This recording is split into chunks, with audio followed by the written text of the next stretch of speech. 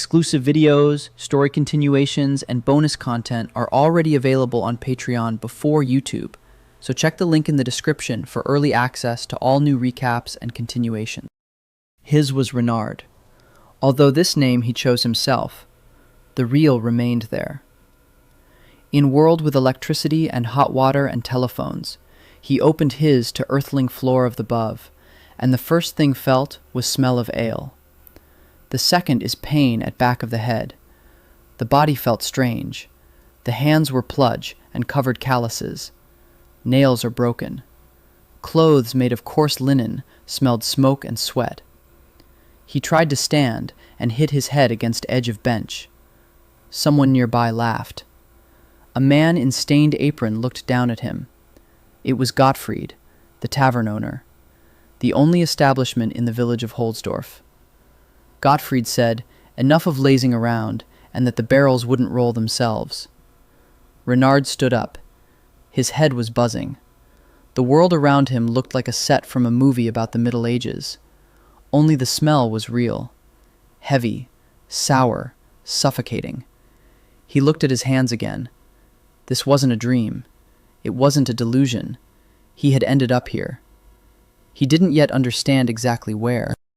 But judging by the clothes and the faces around him, and the lack of glass in the windows, he guessed the 12th or 13th century, maybe earlier. The first few days passed in a fog. Renard worked in the tavern, he hauled barrels, he scrubbed the floor, he cut meat. Gottfried paid him with food and a spot on the floor by the hearth. The village was small, 24 houses along the stream, fields of barley and rye beyond the outskirts. The forest began 100 paces from the last house and stretched to the horizon. In the center stood a church, a stone one, the only building that wouldn't crumble in a good rain. A castle was visible on a hill above the village, a small one, more like a fortified house with a tower and a wall. Baron Walter von Stein lived there. Renard learned that name on the third day. The Baron owned the land and the people, as well as the right of the first night and the right of judgment. The village belonged to him like a sack of grain. Father Bernard ran the church, a monk from a distant monastery. He had come here 10 years ago and had not left since.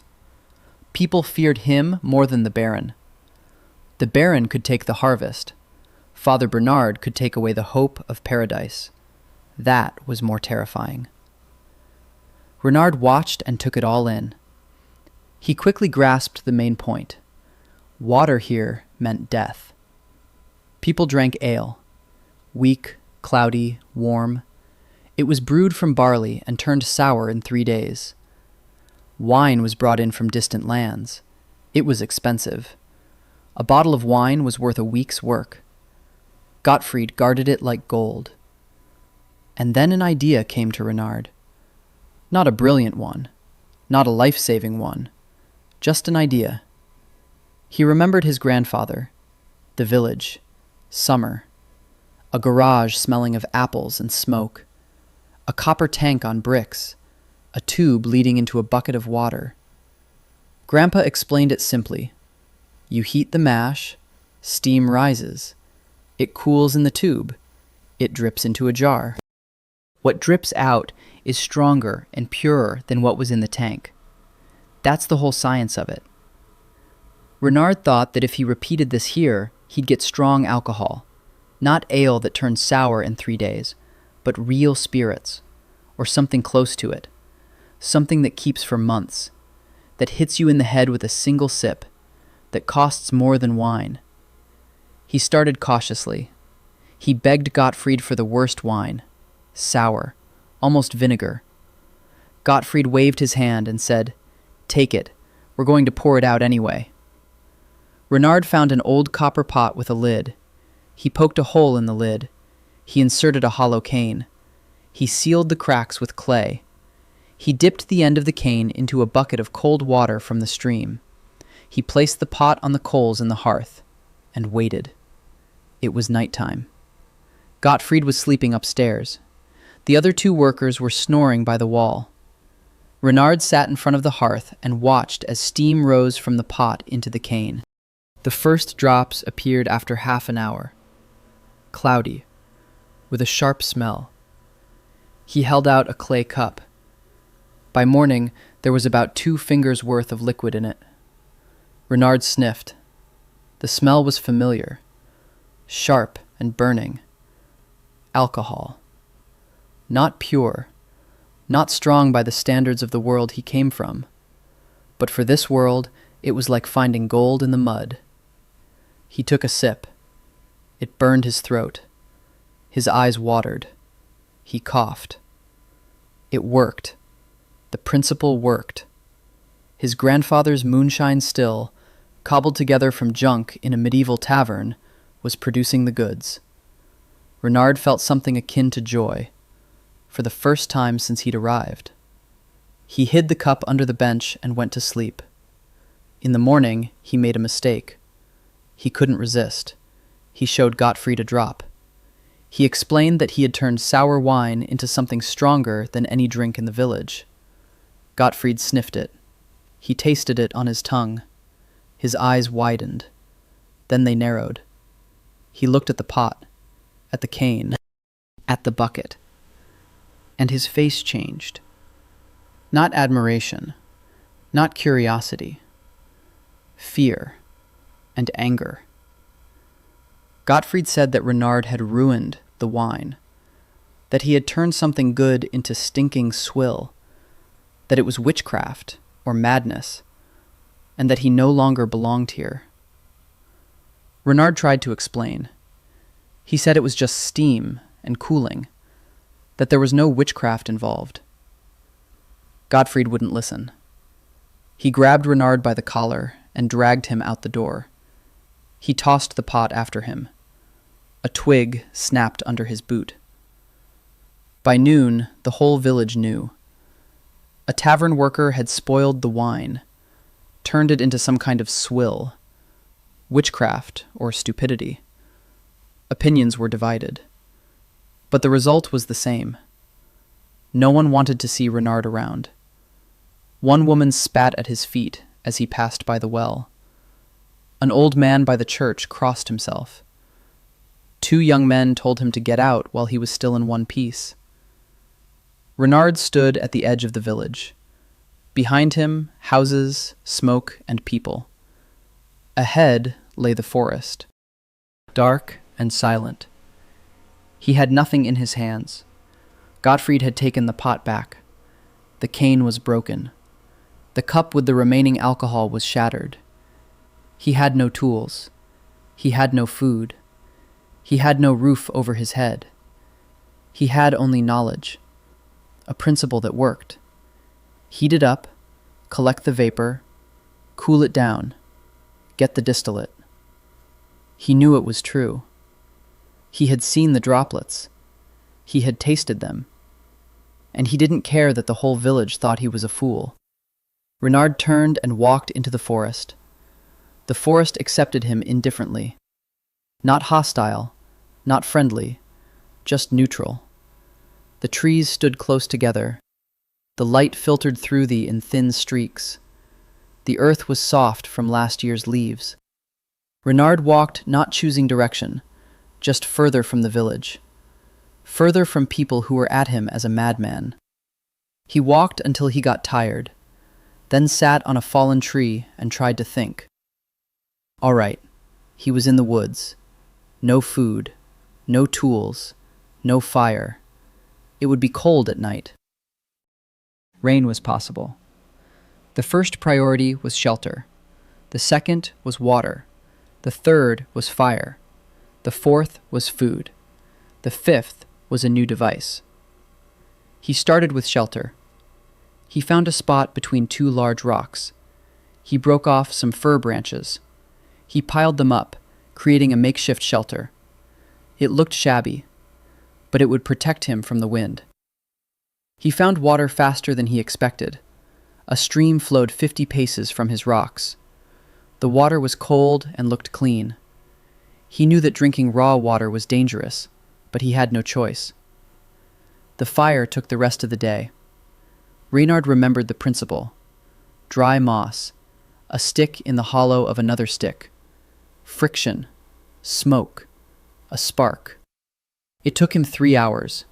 His hands were covered in calluses on top of calluses, but by evening, a thin wisp of smoke rose from the pile of moss. He fanned it into a flame. He added thin twigs, then thick ones. The fire burned. Reynard sat in front of it and watched the flames. He hadn't eaten since morning. His stomach was growling. But the fire warmed him, and that was something. The next morning, he set out to find food. He found a stream with small fish. He couldn't catch them with his hands. He wove a makeshift basket out of twigs. The holes were too big. The fish slipped away. He remade it 3 times.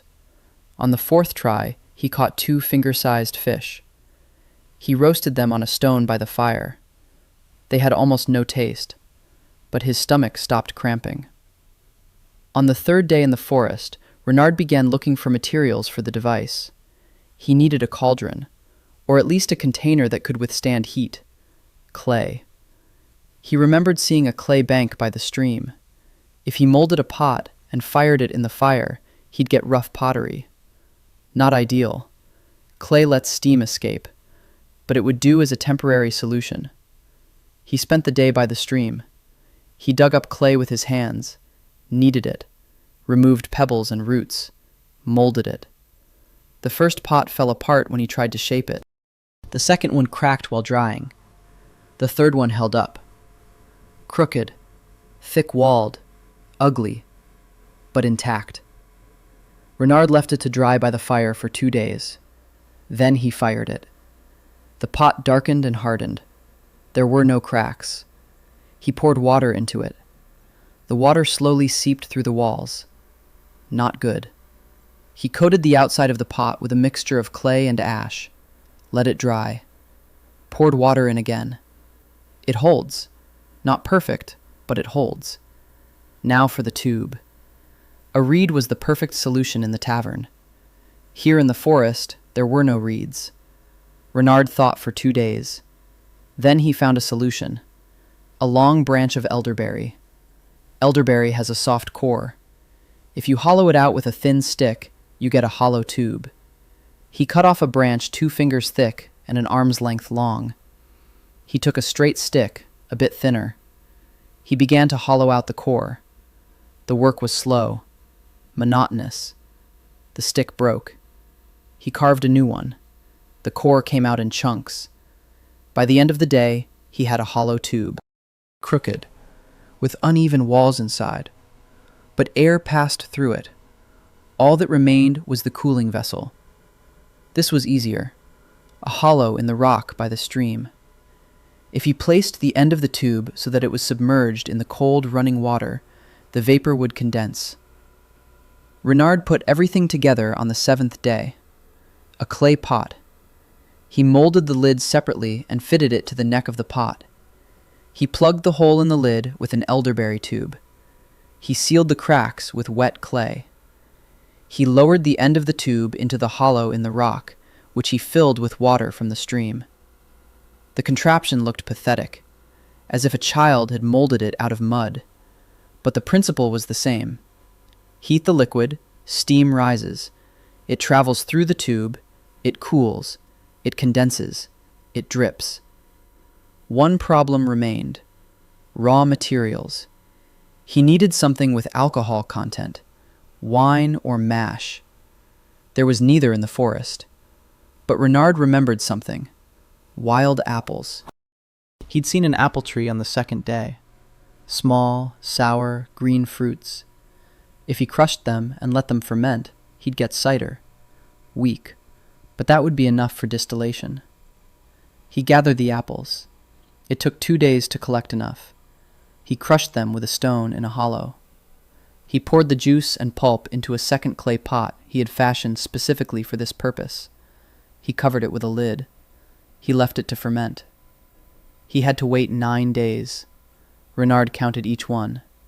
He checked the pot morning and evening. He sniffed it. On the 3rd day, a faint, sour smell appeared. On the 5th, the smell grew stronger.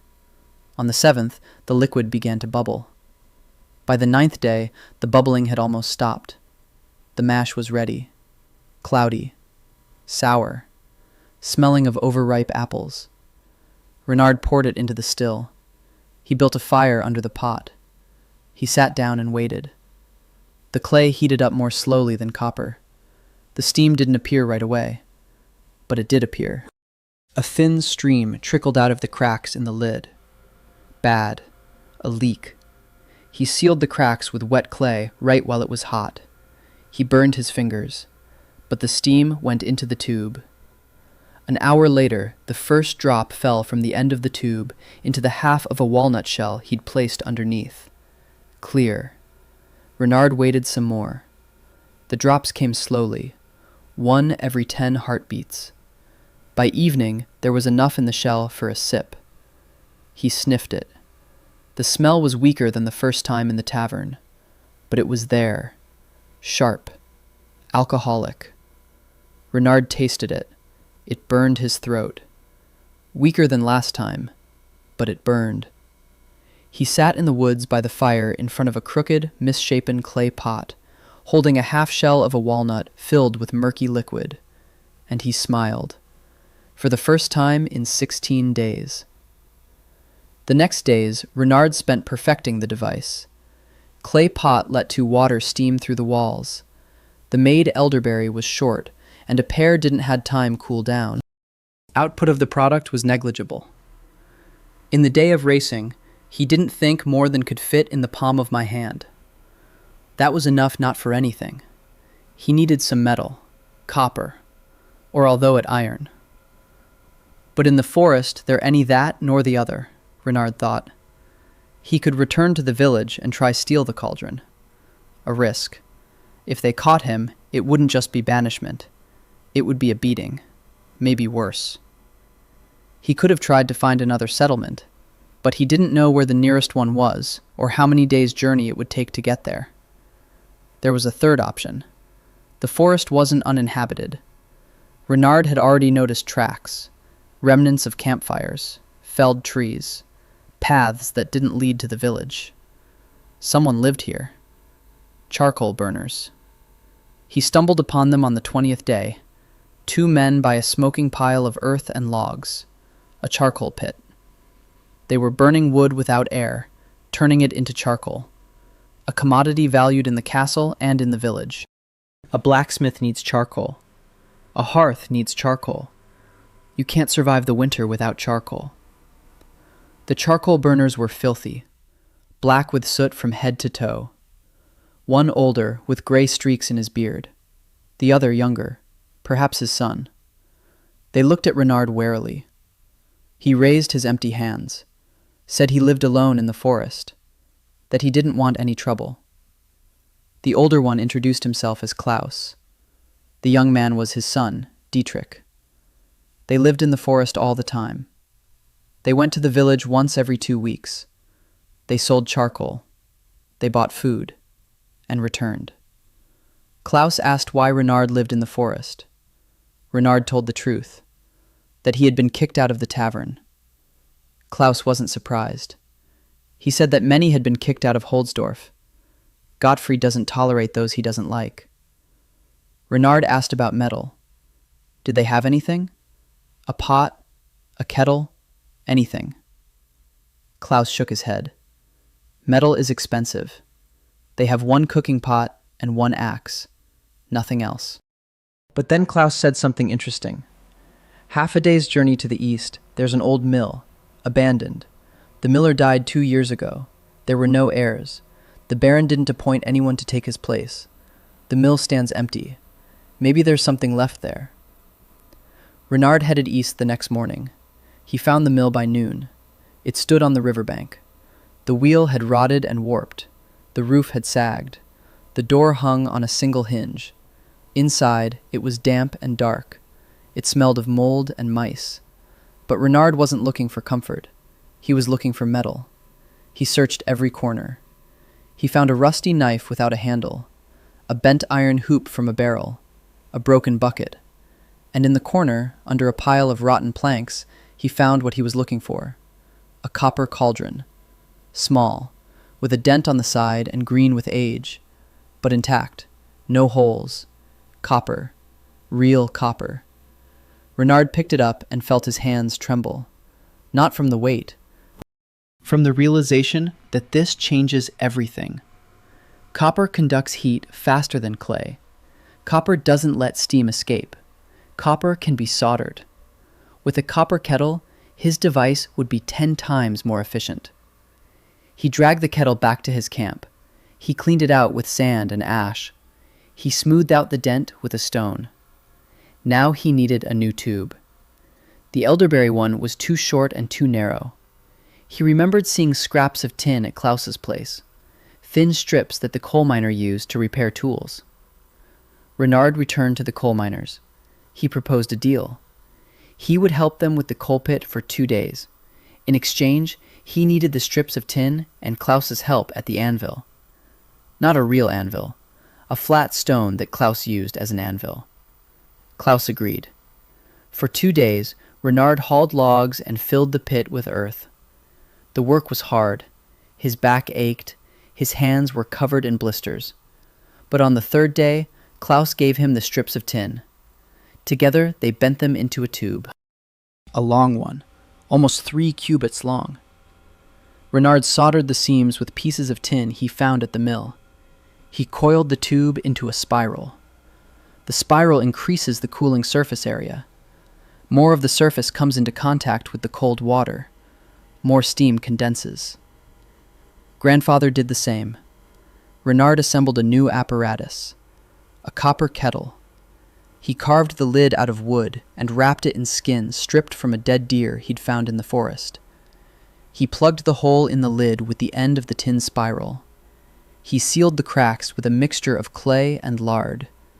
He submerged the spiral in a wooden trough filled with water from the stream. The other end of the coil stuck out above a clay cup. The apparatus looked different, not a pathetic mud contraption, but something resembling a real instrument. Renard fermented a new batch of apple juice. He waited 10 days. He poured the mash into the cauldron. He lit a fire. And this time, everything was different. The vapor flowed into the tube with almost no leaks. The coil was working. Drops fell one after another, not once every 10 heartbeats, but once every 3. After 4 hours, there was as much in the bowl as he used to get in a whole day. Renard distilled the entire volume. He got about a mug of distillate. He sniffed it. The smell was sharper, cleaner, stronger. He tasted it on his tongue. His throat burned. It was closer to what he remembered. Not vodka, not pure alcohol, but stronger than any wine in this world. He did a second distillation. He poured the resulting distillate back into the still. He distilled it again. The product of the second distillation was as clear as water, and it stung his nose so much that his eyes watered. Now this was what he needed. Renard splashed a drop onto his hand. His skin stung. He splashed some onto the cut he'd gotten yesterday while chopping wood. It burned. Badly. But he knew what that meant. Alcohol kills germs.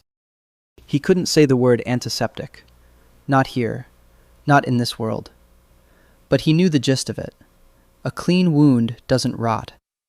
A wound washed with this liquid will stay clean. And in a world where people rot alive from a scratch, it was worth more than gold. Renard moved his camp to the mill. There were walls here. The roof, though full of holes, kept the rain out. The river provided water for cooling, and most importantly, no one saw him here. The mill stood in a secluded spot. The path leading to it was overgrown. He patched the roof with branches and clay. He repaired the door. He swept the floor. He set up the still in the corner by the hearth. The place began to look like a home. The coal miners came by every few days. Klaus brought bread from the village. Renard paid with the distillate. Klaus tasted it right away. He said it hit harder than any wine. He said he'd never tasted anything like it. Dietrich drank more cautiously, but he didn't refuse either. Renard warned them. Not a word to anyone in the village. Klaus nodded. He understood. The village doesn't like strange things, and a liquid that burns on the tongue and sears the skin is a very strange thing. Renard kept distilling. He gathered apples. He fermented them. He distilled them twice. His supplies grew slowly. He needed a larger volume of raw material. The apples were running out. Wild apple trees yielded little fruit. He began gathering berries, blackberries, wild plums, anything that contained sugar and could ferment. The volumes remained small, but the distillate was accumulating. By the end of the first month, he had about 4 mugs of strong distillate at the mill. He stored it in clay pots sealed with wooden stoppers and coated with wax. Everything changed in a single day. Renard was checking his fish traps on the river when he heard a noise in the woods. The crack of branches, heavy breathing, a moan. He cautiously moved toward the sound. Behind the bushes, a man lay on the ground. A man, a large man, in chainmail. The chainmail was torn on his left side. Beneath it, a shirt soaked in blood. His face was pale. His eyes were cloudy. He was conscious, but barely holding on. Renard moved closer. The man flinched, reached for his belt. No sword, just an empty scabbard. He rasped something. Renard couldn't make it out. He leaned down. The man told him not to come any closer, that he would kill him. Renard looked at the wound, ragged, deep. The edges had already darkened. The skin around the wound was red and swollen. 2 or 3 days without treatment, maybe longer. He knew what that meant. Infection. In this world, that's a death sentence. Gangrene would set in a week. In 2, he'd be dead. Unless someone cut off his side, which was impossible. Renard said he could help. The man didn't answer. He was already losing consciousness. Renard dragged him to the mill. It took nearly an hour. The man was heavy. The chainmail added to the weight. Renard stripped him of his chainmail and shirt. The wound was worse than he'd thought. Long, from his ribs to his hip. Not fatal if treated in time, but now the edges were inflamed. Pus was gathering deep inside. The smell was heavy. Renard brought a pot of distilled water. His hands didn't shake. He thought about how he was about to put everything to the test. All his knowledge, all his hopes. If this worked, it meant he hadn't spent a month in the woods for nothing. He rinsed the wound with water from the stream, clean water, as clean as possible. Then he took a rag, soaked it in the distilled water, and placed it on the wound. The man cried out, jerked, opened his eyes. They were full of pain and rage. Renard pinned him to the floor. He said it was medicine, that it would burn, but it was necessary. The man gritted his teeth, but he didn't resist. He was too weak. Renard rinsed the wound with distilled water 3 times a day. Each time, the man groaned through clenched teeth. Each time, the smell of pus grew fainter. On the 3rd day, the redness around the wound subsided. On the 5th day, the pus stopped oozing. The edges of the wound began to close. The man came to his senses. He said his name was Conrad. He was a soldier. He served in Baron Walter's unit. 3 weeks ago, the unit had been ambushed on the southern road. Bandits. Conrad had been struck in the side with a sword. They left him for dead. He crawled through the forest for 4 days. Conrad asked what Renard was using to treat the wound. Renard said it was a liquid from a still. Conrad didn't understand. Renard explained it more simply. He takes wine or fruit juice. He heats it. He collects the vapor. The vapor turns into liquid. This liquid kills the infection in the wound. Conrad was silent for a long time. Then he said he'd seen how doctors treat wounds. They wash them with urine, pour boiling oil on them, cauterize them with a red-hot iron, and people die anyway. But Renard pours clear water on the wound that smells like hell, and the wound heals. It's witchcraft. Renard said it wasn't. It's knowledge. Conrad didn't believe him, but he didn't press the issue. He didn't care if it was witchcraft or not. He was alive. The wound was healing. On the 10th day, Conrad stood up, staggering, holding onto the wall. But he stood up.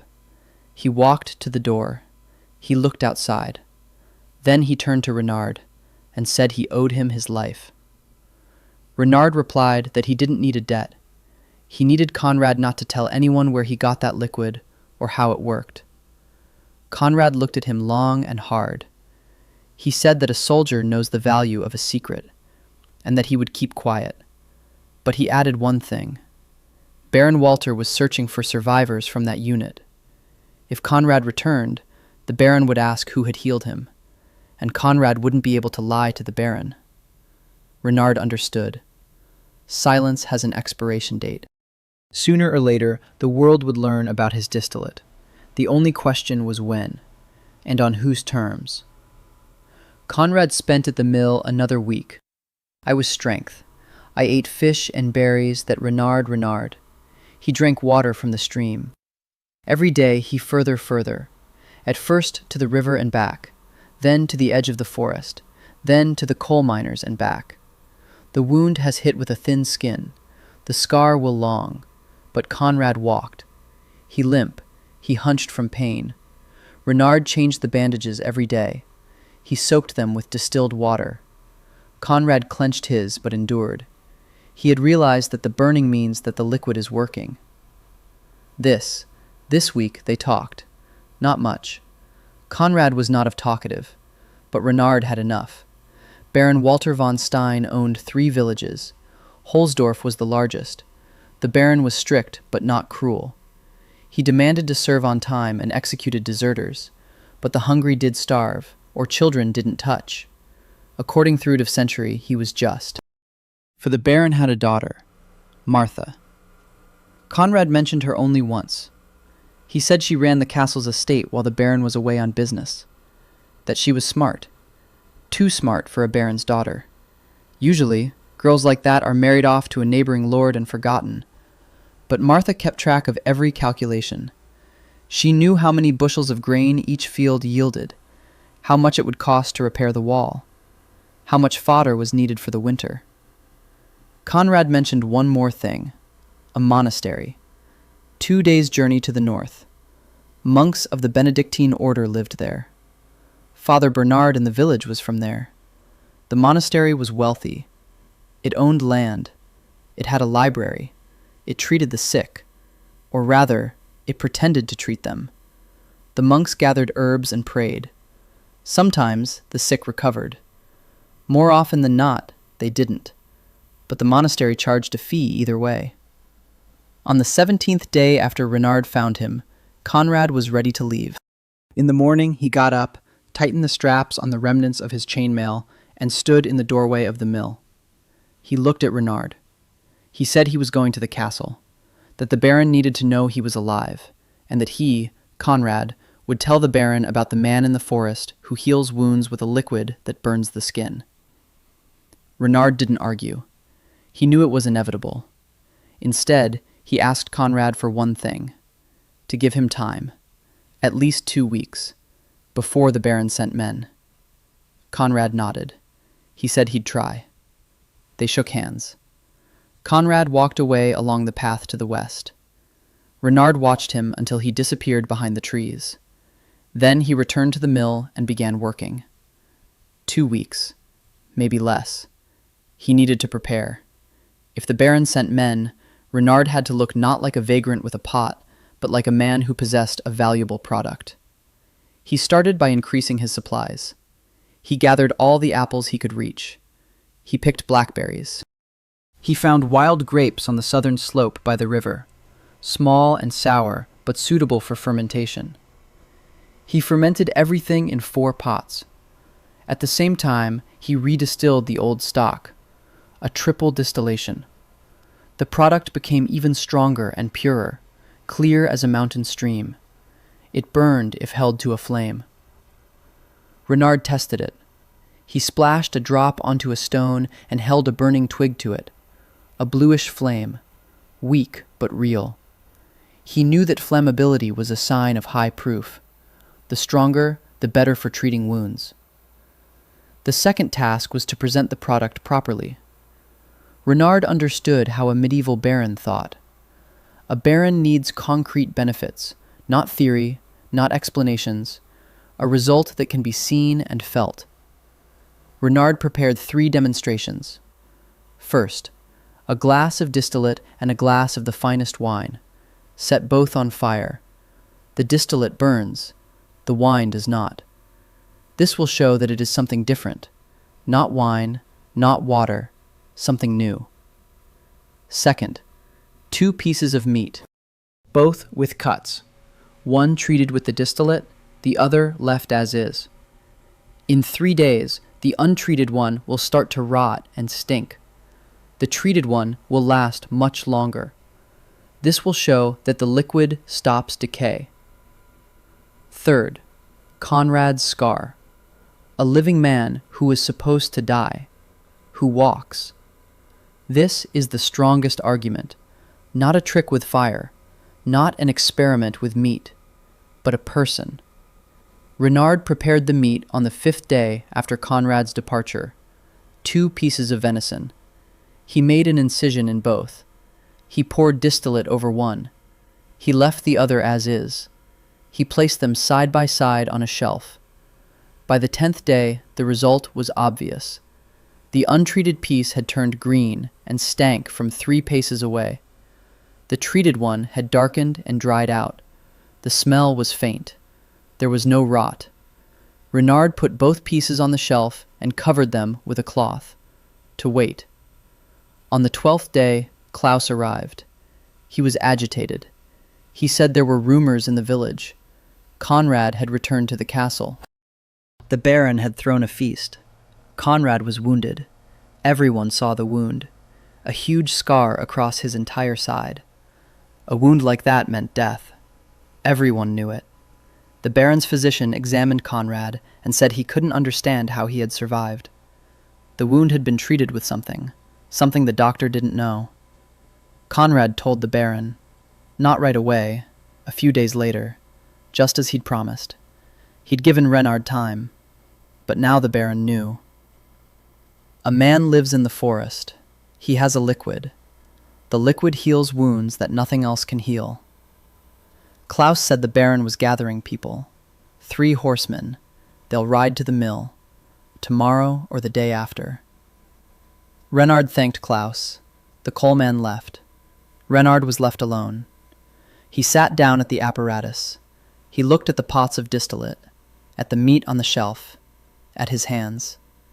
Tomorrow or the day after, the baron's men will arrive here, and everything will change. He will cease to be a hermit in the forest.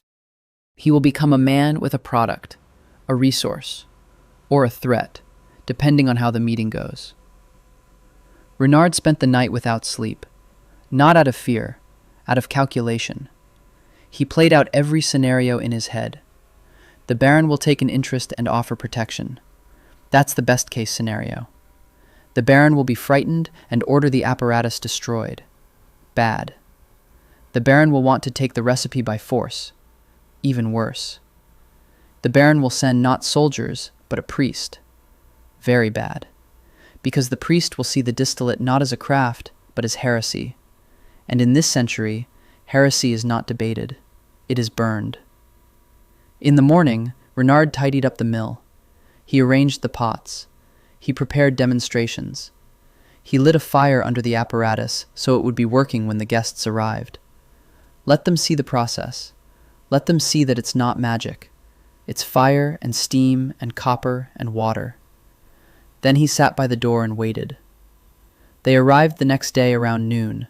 3 horsemen. Renard heard them before he saw them. The clatter of hooves on soft earth, the snorting of horses, the clang of metal. He stood by the mill door and waited. Conrad rode out from behind the trees first. He sat upright in the saddle. No pain, no tension, like a healthy man. Two behind him. One in chainmail with a sword at his belt. The second unarmed, in a dark, hooded cloak. Not a priest. A priest would have a cross on his chest. This one was dressed like a man of the court. Clean clothes, a trimmed beard, hands without calluses. They stopped in front of the mill. Conrad dismounted first. He approached Renard. He nodded. His face was calm, so everything was fine. For now. The man in the cloak dismounted second. He looked at the mill, at Renard, at the door. He introduced himself as Irwin, Baron Walter's steward. He said the Baron wanted to know what kind of man lived on his land, what kind of liquid he was making, and why the soldier who was supposed to die was standing before him alive and well. Renard invited them inside. The third rider stayed outside with the horses. Inside the mill, Renard showed them the apparatus. A copper cauldron over coals, a spiral tube leading into a trough of water, drops falling into a cup. Irwin watched in silence. His face was expressionless. Renard began the first demonstration. 2 glasses. In one, the wine Klaus had brought the day before. In the other, the distillate. He held a burning splinter to the wine. Nothing. The flame didn't catch. He held it to the distillate. A bluish flame flared above the liquid. Irwin leaned back slightly. Then he leaned closer. His eyes narrowed.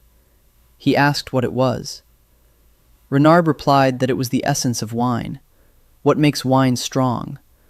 Only the part that has been collected and purified, separated from the water. Irwin sniffed the burning glass. He grimaced.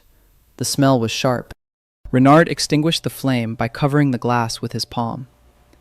He moved on to the second demonstration. He took a cloth off the shelf. 2 pieces of venison. 12 days ago, he had scored both. He treated one with the distillate. The other he left as is. The result spoke for itself. The untreated piece had turned into a greenish-black mass. The smell hit his nose so hard that Conrad turned away. The treated piece had dried out and darkened, but it wasn't rotting. It didn't stink. Renard said that this liquid stops decay. In meat, in a wound, in anything. Irwin looked at the meat, then at Conrad. Conrad lifted his shirt and showed his scar.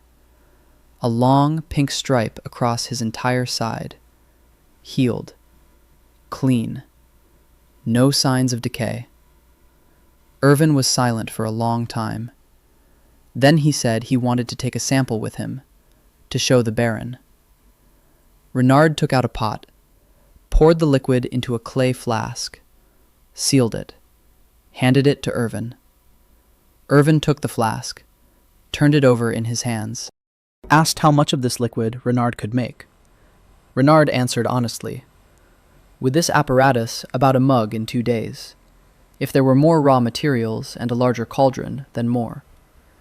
But that requires resources. Copper, firewood, grapes or fruit. Irwin nodded. He didn't promise anything. He said the Baron would decide. They left. Renard stood at the door and watched as the horseman disappeared into the forest. His heart was pounding. Not from fear, from anticipation. He had done everything he could. He showed the product. He showed the result. Now the decision was up to the Baron. 3 days passed without incident. Renard kept working. He distilled. He gathered berries. On the 4th day, Conrad arrived, alone, on horseback. He said the Baron was inviting Renard to the castle, in person, tomorrow morning, and that Renard had better come. It wasn't a request. Renard asked if he should be afraid. Conrad replied that the Baron doesn't execute guests, usually. Renard didn't know if he was joking or not. In the morning, Renard got ready. He took 2 flasks of distilled spirits with him, A clean shirt he traded with Klaus for a portion of alcohol.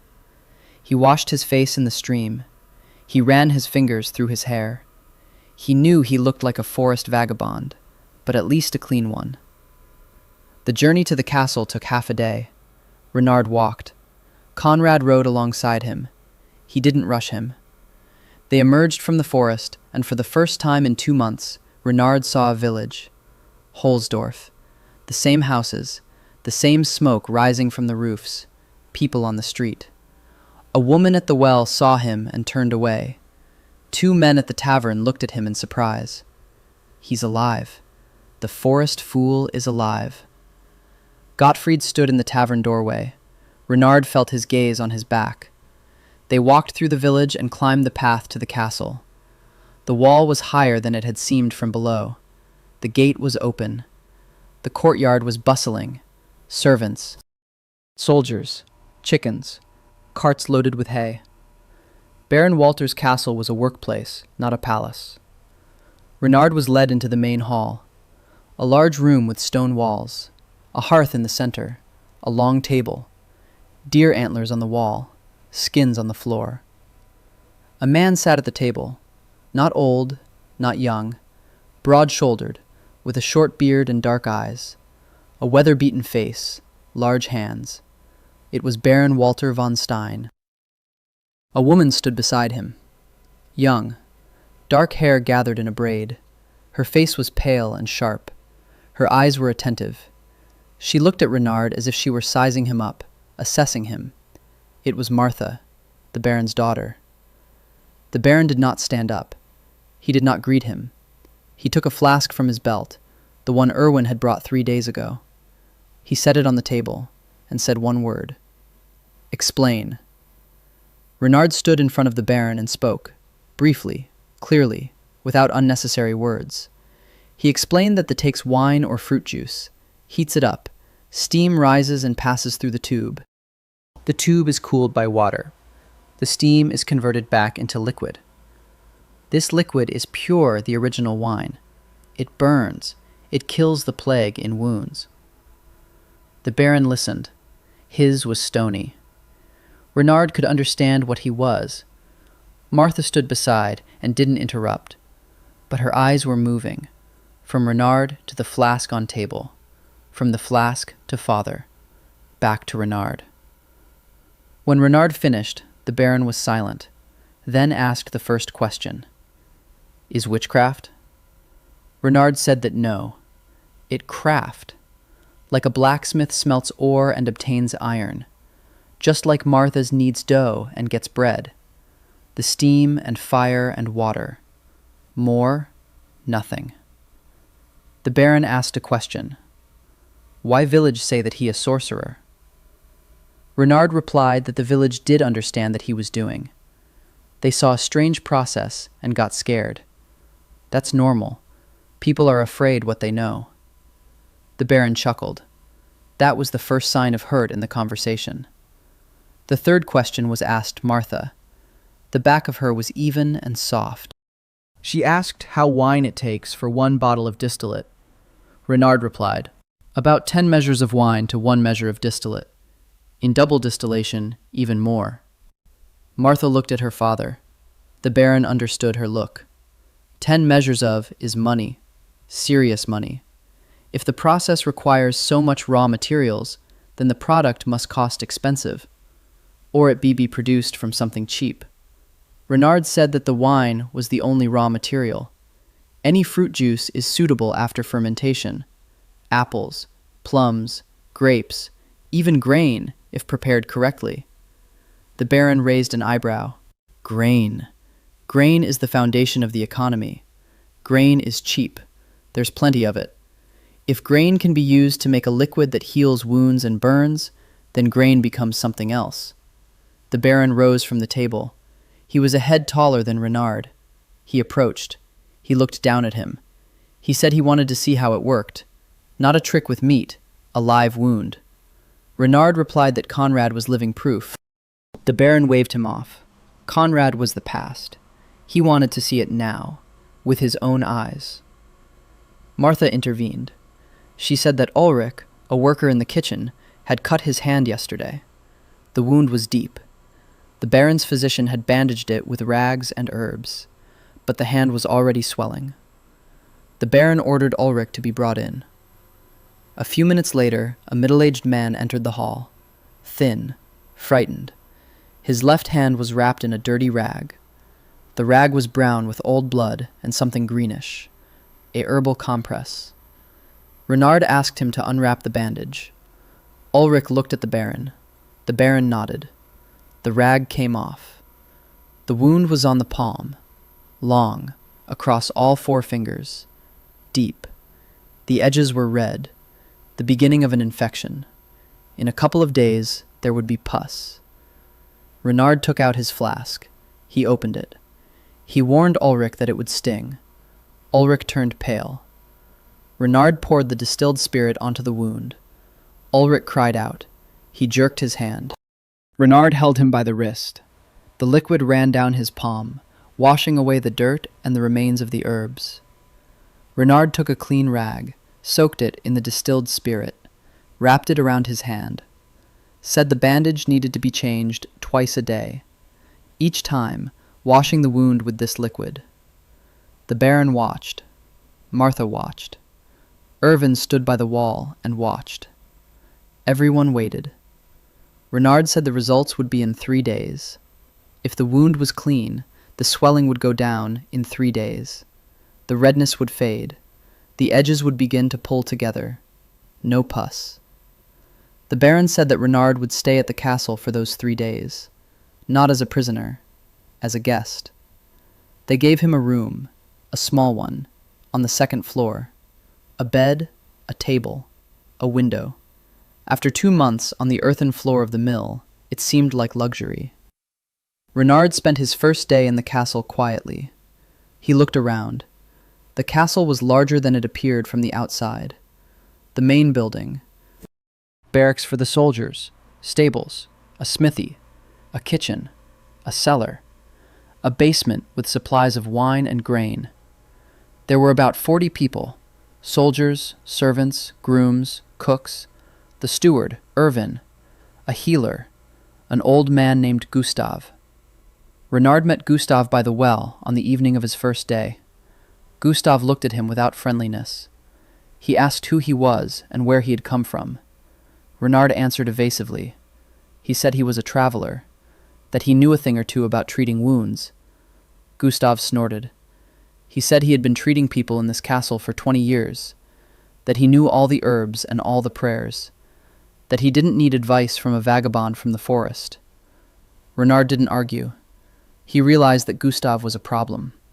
The old healer saw him as a threat, and he was right. If the distillate worked, then everything Gustav had spent 20 years learning would become unnecessary.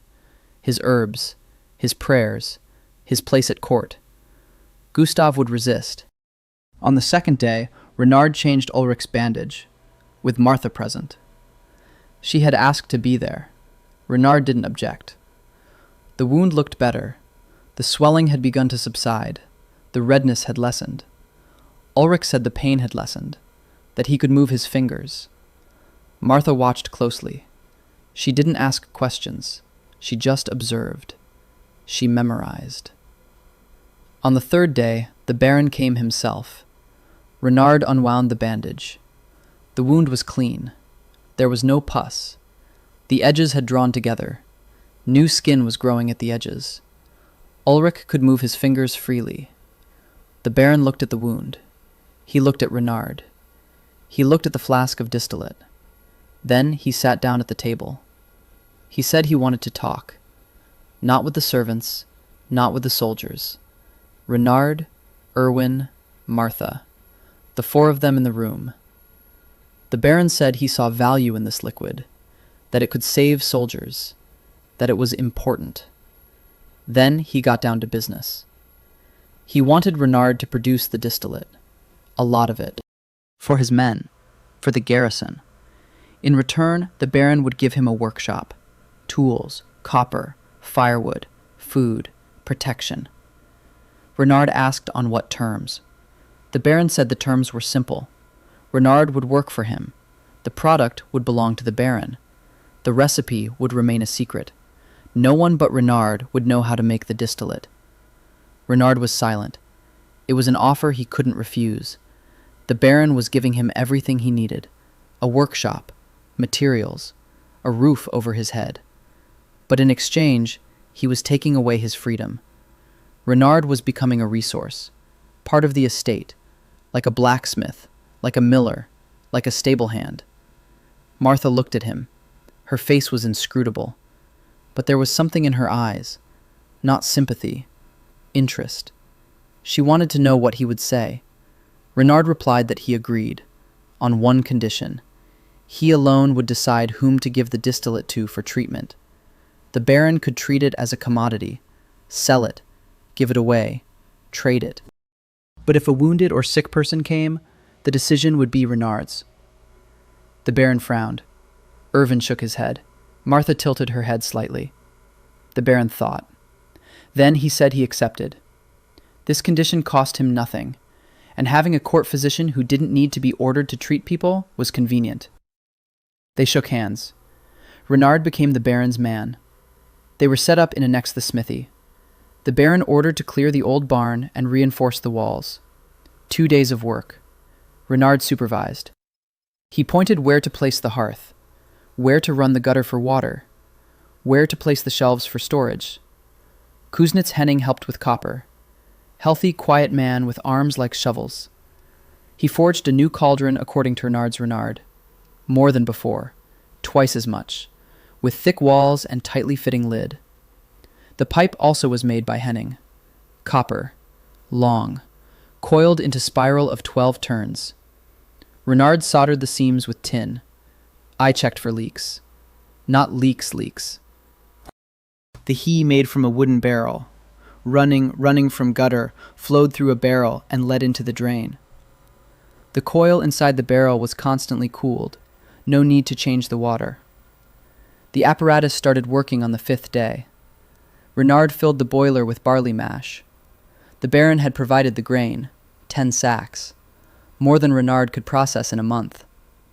He soaked the barley and let it sprout, dried it, ground it, poured hot water over it, waited for fermentation. The process took 8 days. Then distillation.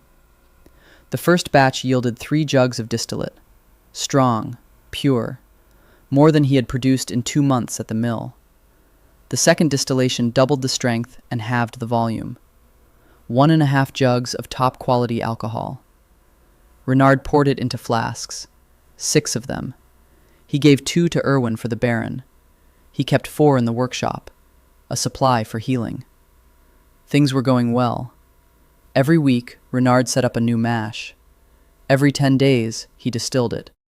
The supplies were growing. The Baron was pleased. He ordered Conrad to show the scar to every guest. Conrad obeyed without enthusiasm, but he obeyed. The scar worked better than any words. People saw it and believed. The problems began 3 weeks later. The first problem was Gustav. The old doctor wouldn't accept it. He walked around the castle and spoke softly. He whispered to the servants, to the soldiers, to the cook. He said that Renard was dangerous, that his liquid was not a medicine, but a poison that acted slowly, that in a month Ulrich's arm would fall off, that Conrad would soon start coughing up blood, that the fire burning the distillate was a sign of the devil. Renard learned this from Dietrich. The son of the coal merchant Klaus now worked at the castle. Renard had asked the Baron to take him on as an assistant. Dietrich hauled firewood and water and scrubbed the cauldrons, and he listened. He told Renard that Gustav was seeing Father Bernard, a monk from the village church. They met in the evenings. Dietrich didn't know what they talked about, but the fact itself was troubling. A doctor and a priest. The science that Gustav doesn't understand, and the faith that Father Bernard defends. If they unite against Renard, it will be serious. The Baron can be persuaded by numbers and results, but the Church operates on different terms. Sin, heresy, God's will. There is no argument against that.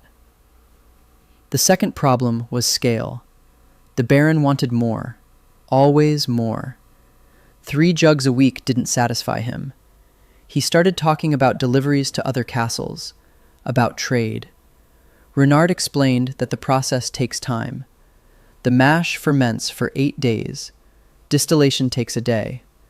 The second distillation takes another day. He has 1 still and 2 hands. The Baron replied that he had enough people. Let Renard teach someone. Renard refused. He said the recipe was complicated, that improper distillation could produce a poisonous product, that the first drops of the distillate contained substances that cause blindness. It was true. Methanol. The heads. Renard cut them off during every distillation. He drained the first portion. This was knowledge that could not be passed on verbally and then forgotten. If you forgot to drain the heads just once, a person would go blind or die. The Baron accepted this argument, but his dissatisfaction remained. Renard could see it on his face. The third problem was the most unexpected. Martha. She came to the workshop every day. She sat on a bench by the wall. She watched. At first, Renard thought she was watching him on her father's orders, but then he noticed she wasn't looking at him. She was watching the process, at how the liquid boiled, how the vapor went into the tube, how the drops fell into the cup. She asked questions, not empty ones, precise ones. Why the first drops had to be drained? Why the second distillation yielded a stronger product?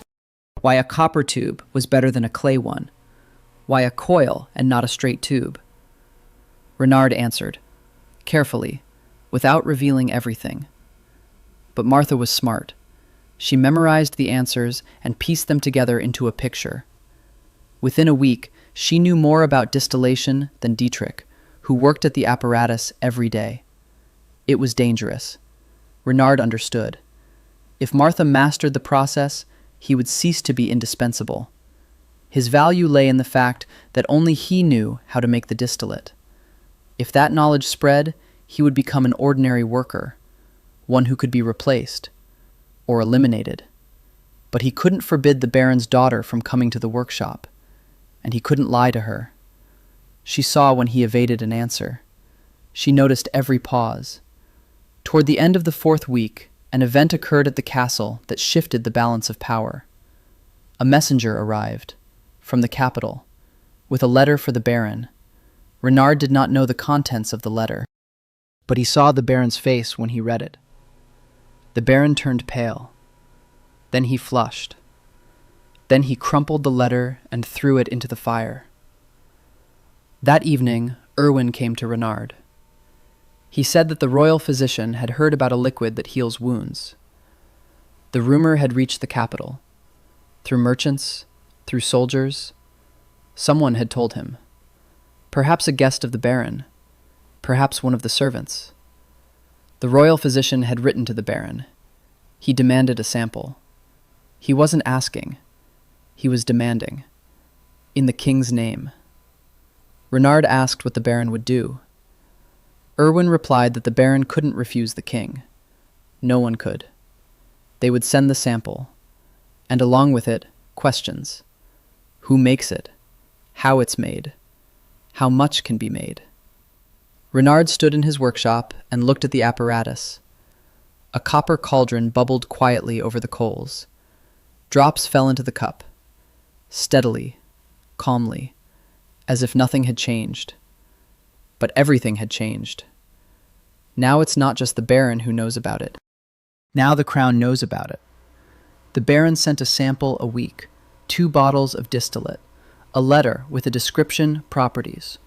Schramm Conrad to describe in was difficult than show, but Erwin tried his best.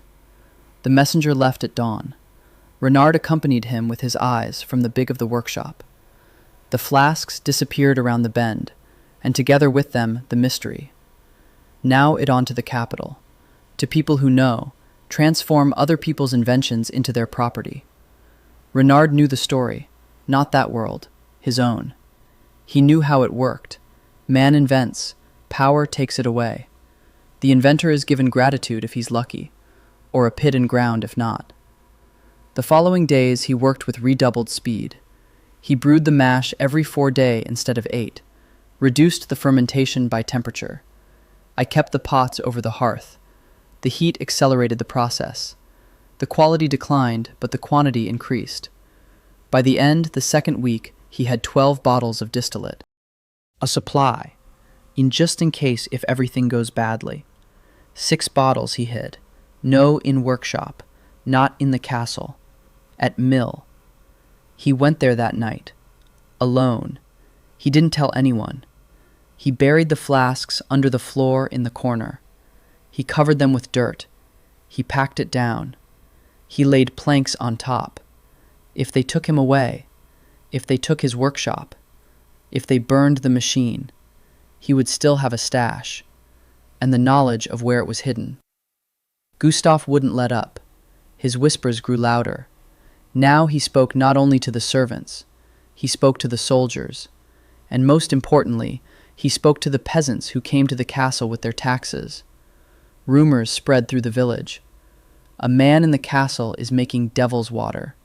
It burns. It sears the skin. It smells like the flames of hell. Father Bernard remained silent in public for the time being, but Renard learned through Dietrich that the monk had written a letter to the monastery, to his abbot. Dietrich didn't know what the letter said, but it wasn't hard to guess. A strange liquid, fire, healing wounds without prayers or herbs. For the church, this is a challenge, not because the distillate is heresy, but because it works without the church. If wounds are healed by a liquid and not by a blessing, then what is the point of the blessing? Why pay the monastery for healing when you can pay a forest wanderer? The church does not tolerate competition in the realm of miracles. Renard understood that he needed an ally within the church system, or at least neutrality, but he didn't yet know how to get it. Martha came to the workshop on the morning of the 3rd week. Not as usual, not with silent observation. She closed the door, she sent Dietrich away, and said she wanted to talk seriously. Renard listened. Martha spoke quietly and quickly. She said that her father was in a difficult position. The royal physician is not just a doctor. He is a man at court, with influence, with friends. If he decides the distillate is valuable, he will come himself, with guards, with authority, and he will take everything. The recipe, the apparatus, perhaps Renard himself. The baron will not be able to refuse. He is the king's vassal, his land, his people, his castle. Everything belongs to the crown. Renard asked what Martha was proposing. She replied, "We need to act before the king's men arrive. We need to make the distillate indispensable here, in this castle, in these villages, so that when the royal physician arrives, he sees not just one man with a still, but a system, a well-established production line, people dependent on the product, the wounded being treated, supplies being distributed." Then taking Renard would mean destroying this system, and that's not so simple anymore. Renard understood her point. She wants to make him indispensable not through secrecy, but through scale. If he's the only one making the product, he can be replaced by stealing the recipe. But if an entire structure is built around him, pulling him out means bringing the structure crashing down. And the structure is beneficial to the baron, to the village, to everyone. Renard asked why she needed this. Martha didn't answer right away. Then she said that her father's castle was weak. 3 villages, 40 soldiers, 1 blacksmith. The neighbor to the east is twice as strong. The neighbor to the west is 3 times as strong.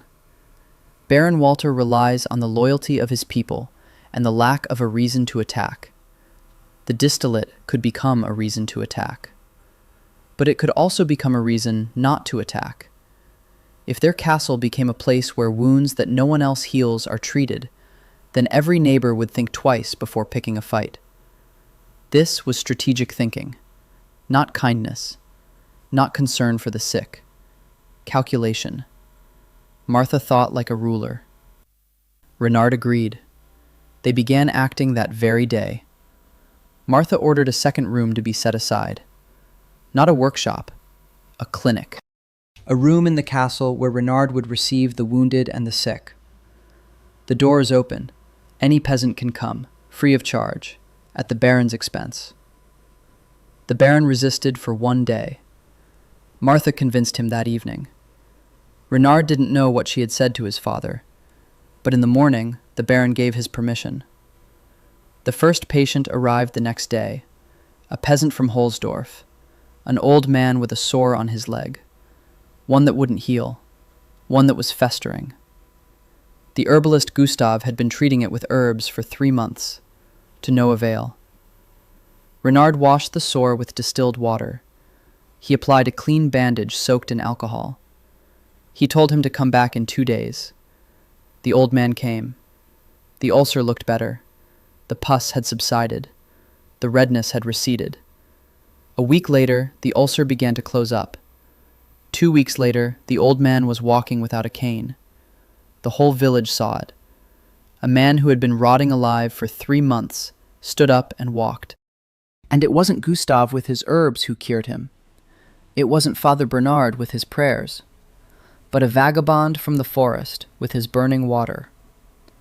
The rumor spread, not the one Gustav had started, a different one, that there was a man in the castle, that he had a remedy, that it worked. People began to come, not in crowds, one by one, 2 at a time, with cuts, with burns, with inflamed wounds. Renard treated everyone. He washed the wounds. He bandaged them. He explained how to change the bandages. The distillate was running out fast. He ramped up production. He kept the mash going non-stop. He distilled every day. Dietrich helped with the fire and water. Henning forged a second still, smaller than the first, but functional. 2 stills were running simultaneously. Output doubled. But so did consumption. By the end of the month, Renard realized that Martha was right. Scale is protection. 10 people in the village were wearing his bandages. 3 soldiers in the garrison were being treated with his distillate. A child with a scald from boiling water was recovering right before their eyes. Taking Renard away now would mean leaving these people without treatment, and everyone knows it. Answer from the capital arrived in 6 weeks after sending the sample. The courier did not letter, he brought a person. Short, thin, with long fingers and pale face, dressed in dark clothes, on his A with a medallion. He introduced himself as Master Albert, personal to His Majesty. He arrived alone. With him were 2 assistants and 4 soldiers of the guards. The Baron met them at courtyard, with honors, with a bow, with wine and bread. Renard watched from the window the workshop. He saw how the Baron slumped in front of this scrawny little man. Just Erwin is bustling about. How the monum of the garrison lined up at the wall and are standing at attention. The authority arrived, and everything in the castle changed instantly. Master Albert did wait. In that very day, he demanded a meeting with Renard. Demanded. Didn't asked. They met at Main Hall. The Baron was present. Martha was there too. Erwin was standing by the door. Master Albert sat at the table. He put in front one of the flasks that the Baron had sent to the capital. He opened it, sniffed, closed it, then looked at Renard. His eyes were gray and motionless, just fish on the counter. He said they felt the liquid, at 5 wounds, 2 cuts, 1 burn, 1 laceration wound, 1 beginning case of gangrene, 4 of 5 healed without pus. The 5th gangrenous was saved but was delayed. The patient survived for a week longer than lived would without treatment. He said this calmly, as if he were about the weather. Then he asked what it kind substance and how Renard he produces. Renard said, that same story as he, the Baron. Distillation, steam, cooling, condensation. Master Albert listened without interrupting, then asked a law that didn't had anyone before him. He asked if Renard why it works, not how. Why? Why liquid that burns the skin, heals a wound, and does not exacerbates it? Renard fell silent. He knew the answer. Bacteria. Alcohol destroys the cell membranes of microorganisms. It denatures proteins. It dehydrates. But he couldn't say that. Not here. Not in the 12th century. The word bacteria doesn't exist here. The concept of microorganisms doesn't exist. If he told the truth, they would think he was mad, or a sorcerer. Renard answered cautiously.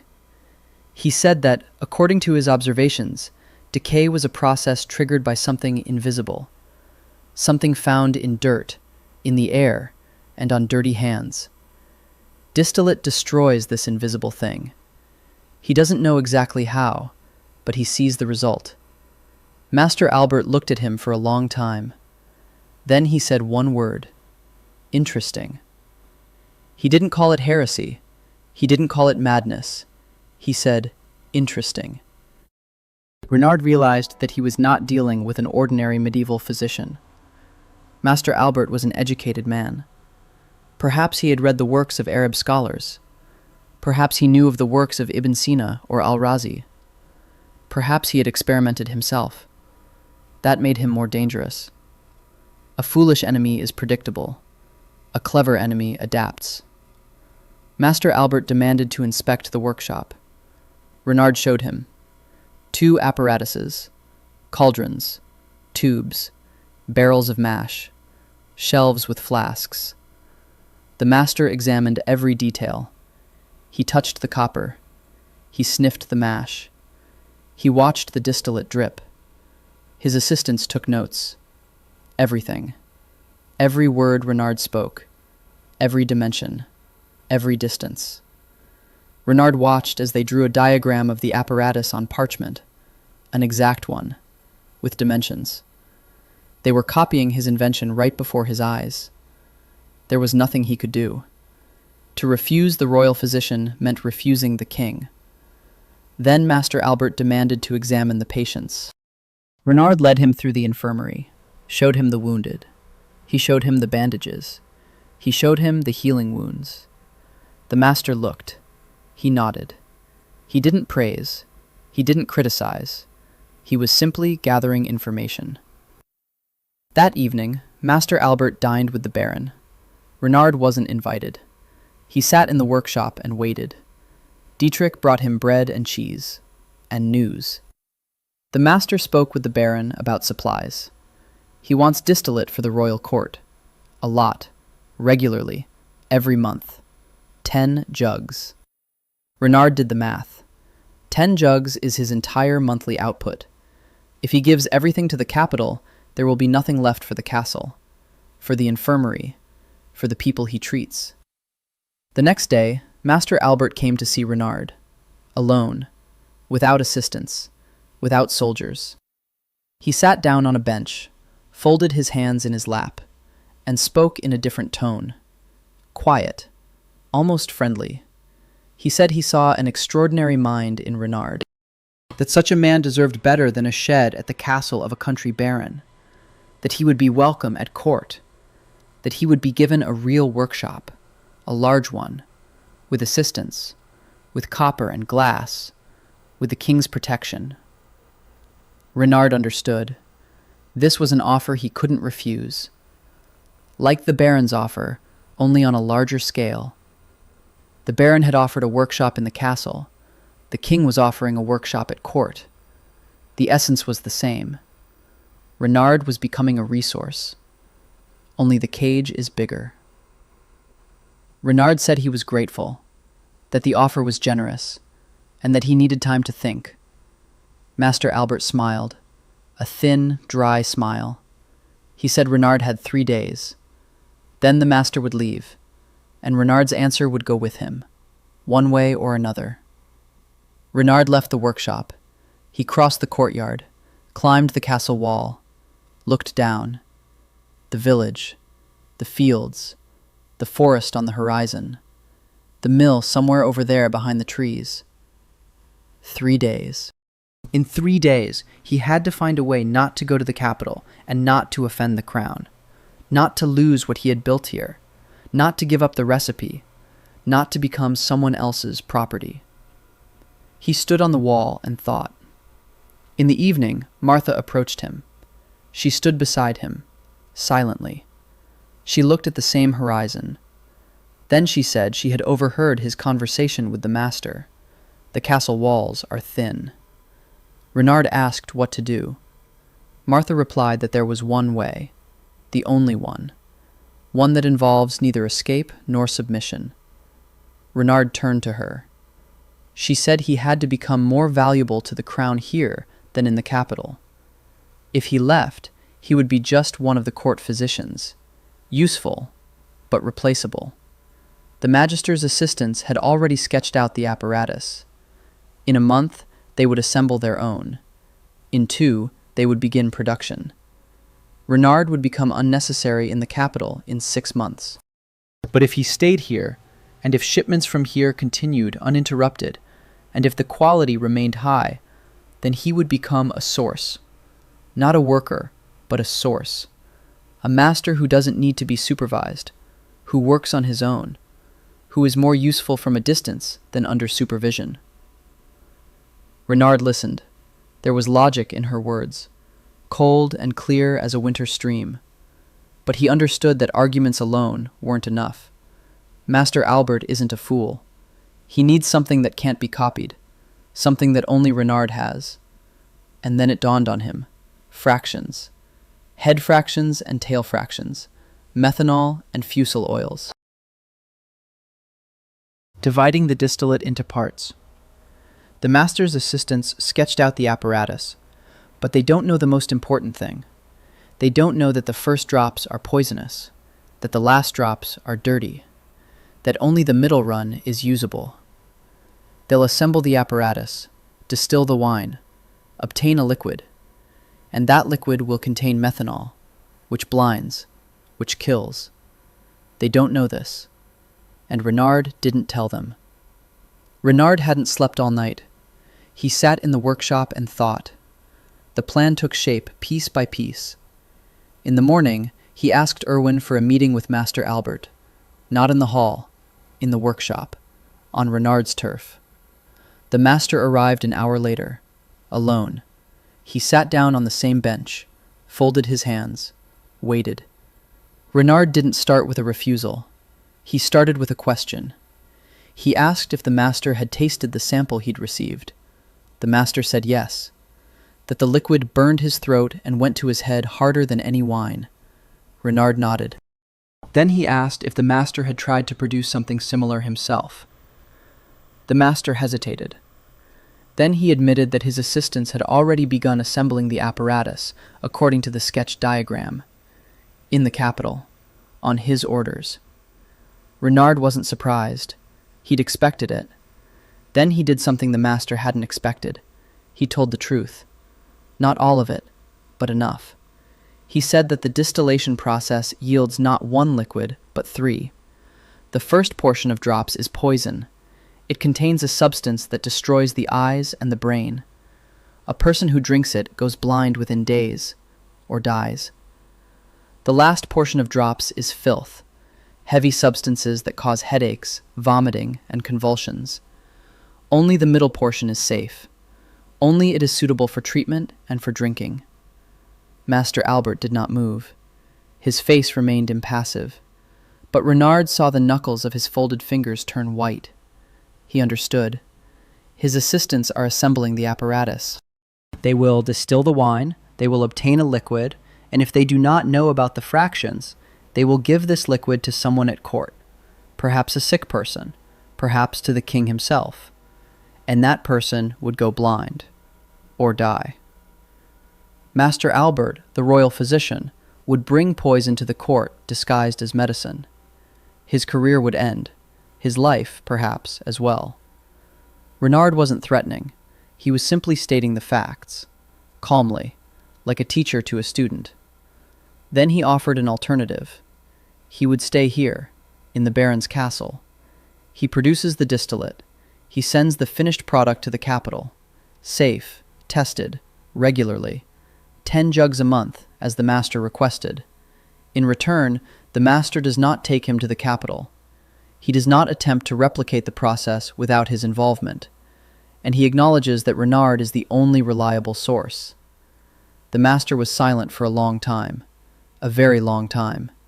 Renard counted the beats of his own heart, 20, 30, 40. Then the master spoke. He said that Renard was smarter than he looked, that the distillate was awaited at court, that 3 court physicians were already arguing over who would get the right to distribute the miraculous liquid, that the king had mentioned it at the council, that the need was immense. 10 jugs were not enough. Renard replied that he could increase production if he received the resources. More copper, more grain, helpers, not those who would know the recipe, those who would do the grunt work, carry water, chop wood, grind grain. The process of distillation and fractionation would remain his responsibility. The master thought for a moment. Then he said he would pass on the proposal, that the decision wasn't his to make. It was up to the crown, but that he would recommend accepting it, on one condition. Renard must train one person, personally chosen by the master. Not now, in a year, when production is stable. Renard understood why. A safety net. If Renard died or ran away or refused to work, the crown would not be left without the recipe.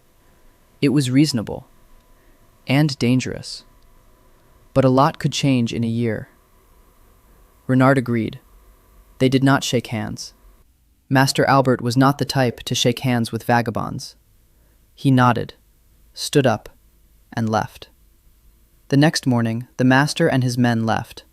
4 soldiers, 2 assistants, a messenger with a letter. The castle breathed a sigh of relief.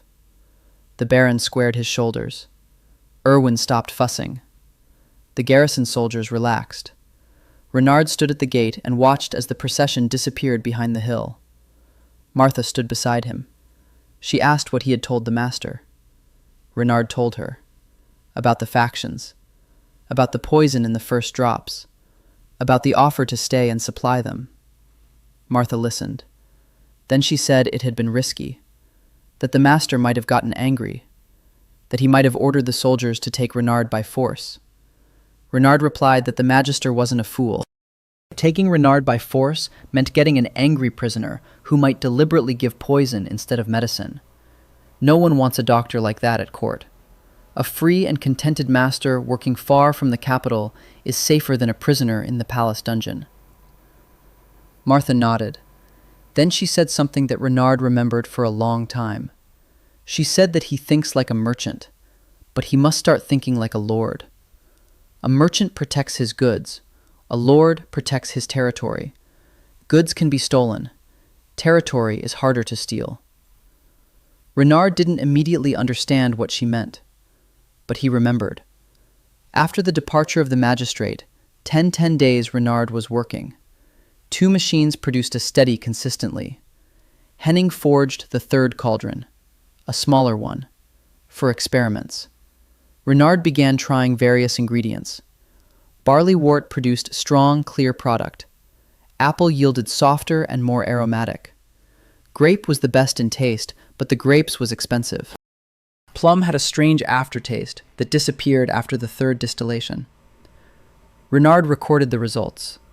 Not on parchment. Parchment can be read, he remembered. Temperatures, time, volumes, number of drops which need to drain at the beginning, the moment when you stop the selection, everything. And Martha noticed that he wasn't keeping any notes. I asked why. Renard replied that the records can be stolen. Head to steal is harder. It didn't smile, but the corner of the mouth twitched. The clinic had been every day. People came from Holsdorf and from 2 other villages, the barons, with cuts and burns and sores and inflamed wounds. Renard treated them. He washed them. He bandaged them. Dietrich helped. He had learned to change bandages and wash wounds just as well as Renard himself. Only Renard wouldn't let him assist with the distillation. Gustav didn't come to the infirmary. He stayed in his room and only went out to see Father Bernard. They met openly now, by the church, in plain sight, as if they wanted everyone to see. Renard didn't know what they were waiting for, but he knew they were waiting for something. On the 11th day after the magistrate's departure, a caravan arrived in the village. 4 carts, a dozen people, merchants from the south. They were carrying fabrics and spices and wine in barrels. They stopped in Holzdorf for the night. Gottfried welcomed them at the tavern. That evening, one of the merchants injured himself. A stupid accident. He fell out of the wagon. His arm struck the wheel. An open fracture. The bone was sticking out of the skin on his forearm. The scream could be heard from the tavern all the way to the castle. Gottfried sent a boy to fetch a doctor. Gustav arrived. He took a look. He shook his head, said the arm had to be amputated. Otherwise, gangrene and death. The merchant screamed that he wouldn't let them cut off his arm, that he'd rather die. His companions held him down. One of the peasants said there was another healer at the castle, one who healed without a knife, who had miraculous water. The merchant's companions picked him up and carried him to the castle. Renard heard a commotion at the gate. He went out. He saw a man on a stretcher made of sticks and cloaks. His arm was covered in blood. White bone protruded from torn flesh. Their faces were pale with fear. Renard examined the arm. The fracture was nasty. The bone was snapped in 2. One end was sticking out. The muscles were torn. The blood was flowing heavily, but the artery was intact. He could tell by the color of the blood. Dark, venous, not bright red, gushing arterial blood. That gave him a chance. Renard acted quickly. He told Dietrich to bring distilled spirits, lots of it, clean rags, water, 2 straight sticks for a splint. He washed the wound with distilled spirits. The merchant screamed so loudly that the horses in the yard flinched. Renard didn't stop. He washed it again. Then he took the bone, with both hands. He aligned the ends. The merchant lost consciousness. It was for the best. Renard set the bone, not perfectly. He wasn't a surgeon, but the ends touched. He wrapped the arm in rags soaked in distilled water, applied a splint, tied it tight, poured more distilled water over the bandage. They laid the merchant down in the infirmary. Renard sat by his side all night. He changed the bandages every 3 hours. Each time, he rinsed the wound with distilled spirits. The merchant tossed and turned in a fever. He moaned. He called out someone's name. By morning, the fever began to subside. That was a good sign. The arm was swollen, but the swelling was even, not purplish, not black, just swelling from the injury. There was no pus. There was no smell. 3 days later, the merchant came to. His hand hurt, but it was still there, pink, alive. His fingers moved, weakly, but they moved. Gustav stood in the doorway of the infirmary and watched. His face was gray. He said the hand should have been amputated, that Renard was risking a man's life, that if the hand rotted, the blame would fall on Renard. Renard replied that the hand would not rot. Gustav left, but Renard saw his eyes. There was something new in them, not anger, not envy, fear. Gustav had witnessed a miracle he could not explain and could not replicate, and he understood that his time in this castle was coming to an end. The merchant spent 10 days recovering. His companions stayed with him. They paid Gottfried for lodging and food. The village was happy. Money was flowing. When the merchant was able to sit up, he asked for a meeting with Renard. Alone. Renard came. The merchant introduced himself as Gerhard. He traded in fabrics and spices. He traveled from the coast to the inland regions. He knew the roads, the towns, and the people. He said that Renard had saved his hand, that a hand is life for a merchant. Without a hand, you can't lift a bale. You can't count coins. You can't check the goods by touch. Gustav wanted to cut it off. Renard saved it. Gerhard said he was in his debt, and that a merchant's debt isn't just words, it's a matter of action. He asked how he could help. Renard thought. Then he asked if Gerhard knew people who traded in copper. Gerhard did. Copper was brought from the south, from the mines, through 3 transit points. He could arrange a shipment. Renard asked about glass. Gerhard knew about glass too. Venetian, expensive, but durable. Glass could be used to make tubes that don't oxidize, that are transparent, through which you can see the process taking place. Renard felt his possibilities expanding. Copper and glass were a whole new level. Not a makeshift contraption in a shed, but a real workshop with real equipment. Gerhard said he'd bring the copper in 2 months on his way back, and that he'd ask around about the glass. Renard asked about the price. Gerhard waved his hand, said that a hand was worth more than any copper. They made a deal. Gerhard left 3 days later, his hand in a splint. The bandage was fresh. Renard gave him 5 flasks of distilled water to take with him, to wash the wound on the road, and detailed instructions on how to change the bandages. Gerhard listened carefully. He nodded. Then he said one more thing, that he would tell everyone about the miraculous water from Baron Walter's castle in every town along his way. Renard wanted to ask him to keep quiet, but he stopped himself. He thought, and said nothing. Let him tell the story. Martha was right. Scale is protection. The more people know about the distilled spirit, the harder it is to take it away from a single person. The wider the fame, the stronger the position. Let the world know. A month had Gerhard's life in the began into a Renard outran every day. 3 machines operated in shifts. Dietrich kept an eye on the fire and water. Also 2 assistants, of whom the Baron carried grain and firewood. The first batch for the capital was by a courier, 10 jugs of distilled spirits packed in straw. The Baron attached a letter. Irvin drafted it with the help of Martha. Dry, businesslike. Here product, here the volume, here the next shipment in a month. No promises beyond that can fulfill. The clinic accepted 5 or 6 people a week. Minor wounds, cuts, burns, 1 case of a tooth. Renard was his gums with distilled water. The swelling went down after 2 days. The loves had pulled, but without infection in the blood. No fever. Without death from a rotten tooth. What has this century happened? More than I would have liked would think. Gustav disappeared from the castle on the 3rd week. Quiet. No announcements. One morning his room was empty. His had been packed, the bed made.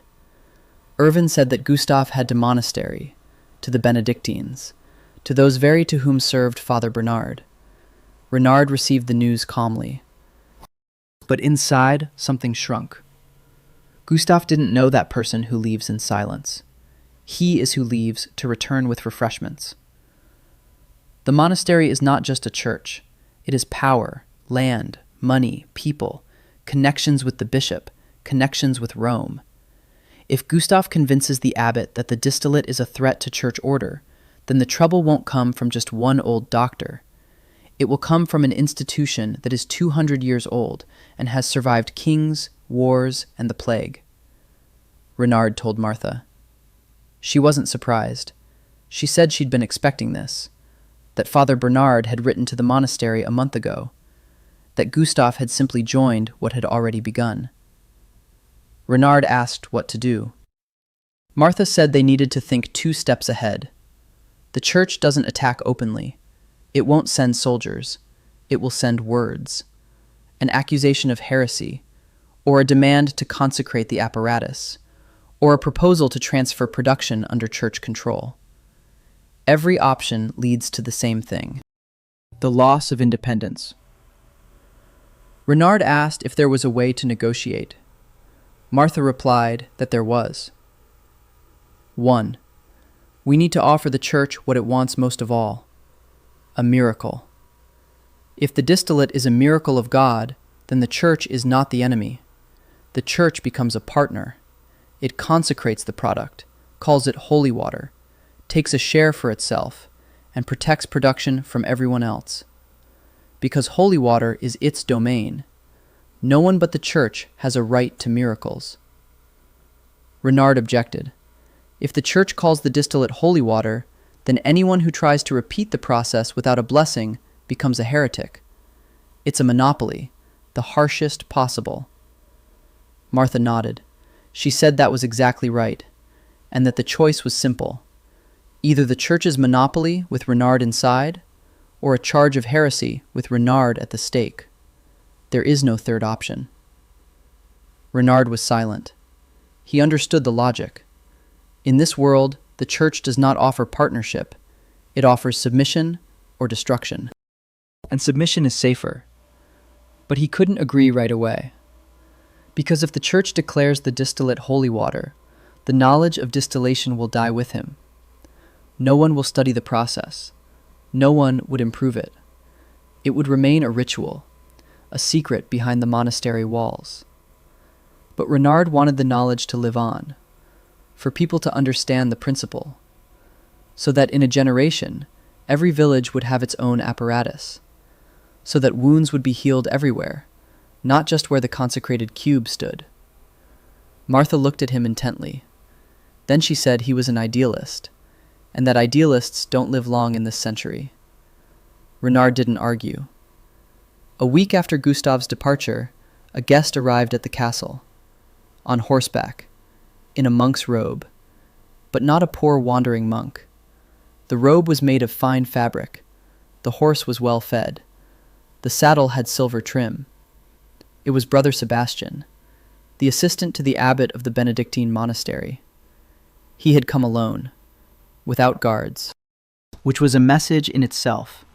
He was not afraid. He had nothing to fear. The monastery stood behind him. The baron received him with respect. Lunch in the main hall, wine, meat, bread. Brother Sebastian ate little. He drank water. He spoke softly. He smiled. He had a round face and kind eyes. And Renard didn't trust him for a second. After lunch, Brother Sebastian asked to see the workshop. The baron nodded to Renard. Renard showed him around. Apparatus, boilers, barrels, shelves with flasks. Brother Sebastian looked on with interest. He touched the copper. He sniffed the mash. He watched the droplets. Then he turned to Renard and asked a question. He asked if Renard believed in God. Renard replied that he believed in what he saw, that fire heats, that steam rises, that liquid heals. Brother Sebastian smiled.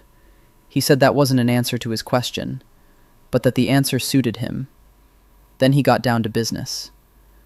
The monastery knows about the distillate, knows about the treatment of wounds, knows about the deliveries to the court, and the monastery is concerned, not because the distillate is evil, but because healing without God's blessing is a source of confusion for the faithful.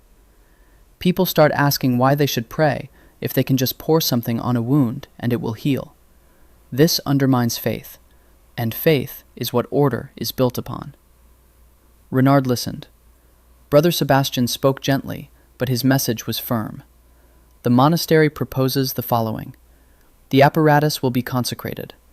The process will be recognized as a gift from God.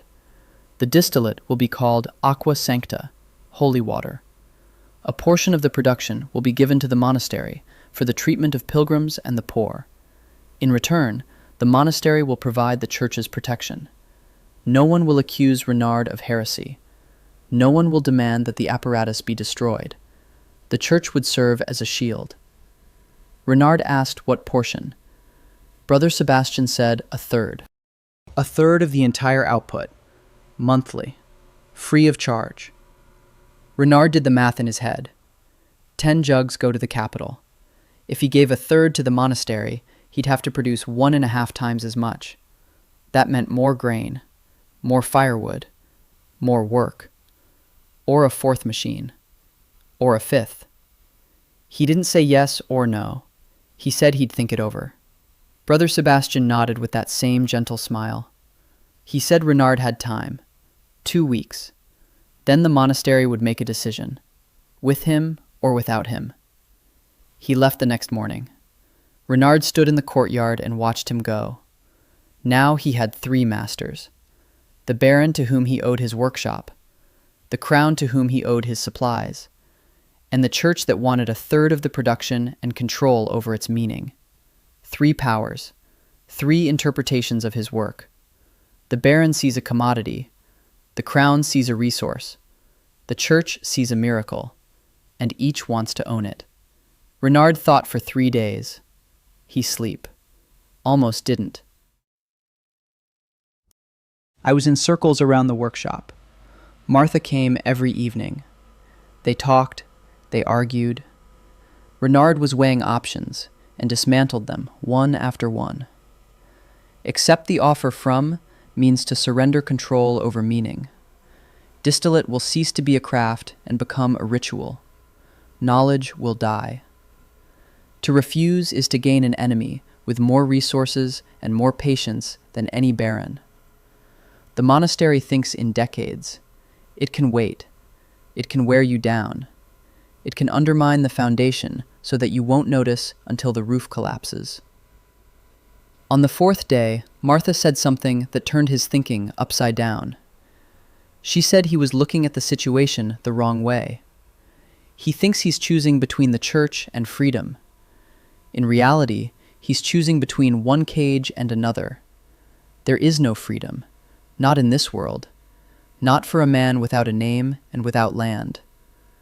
But you can choose a bigger cage, and you can leave a door in it.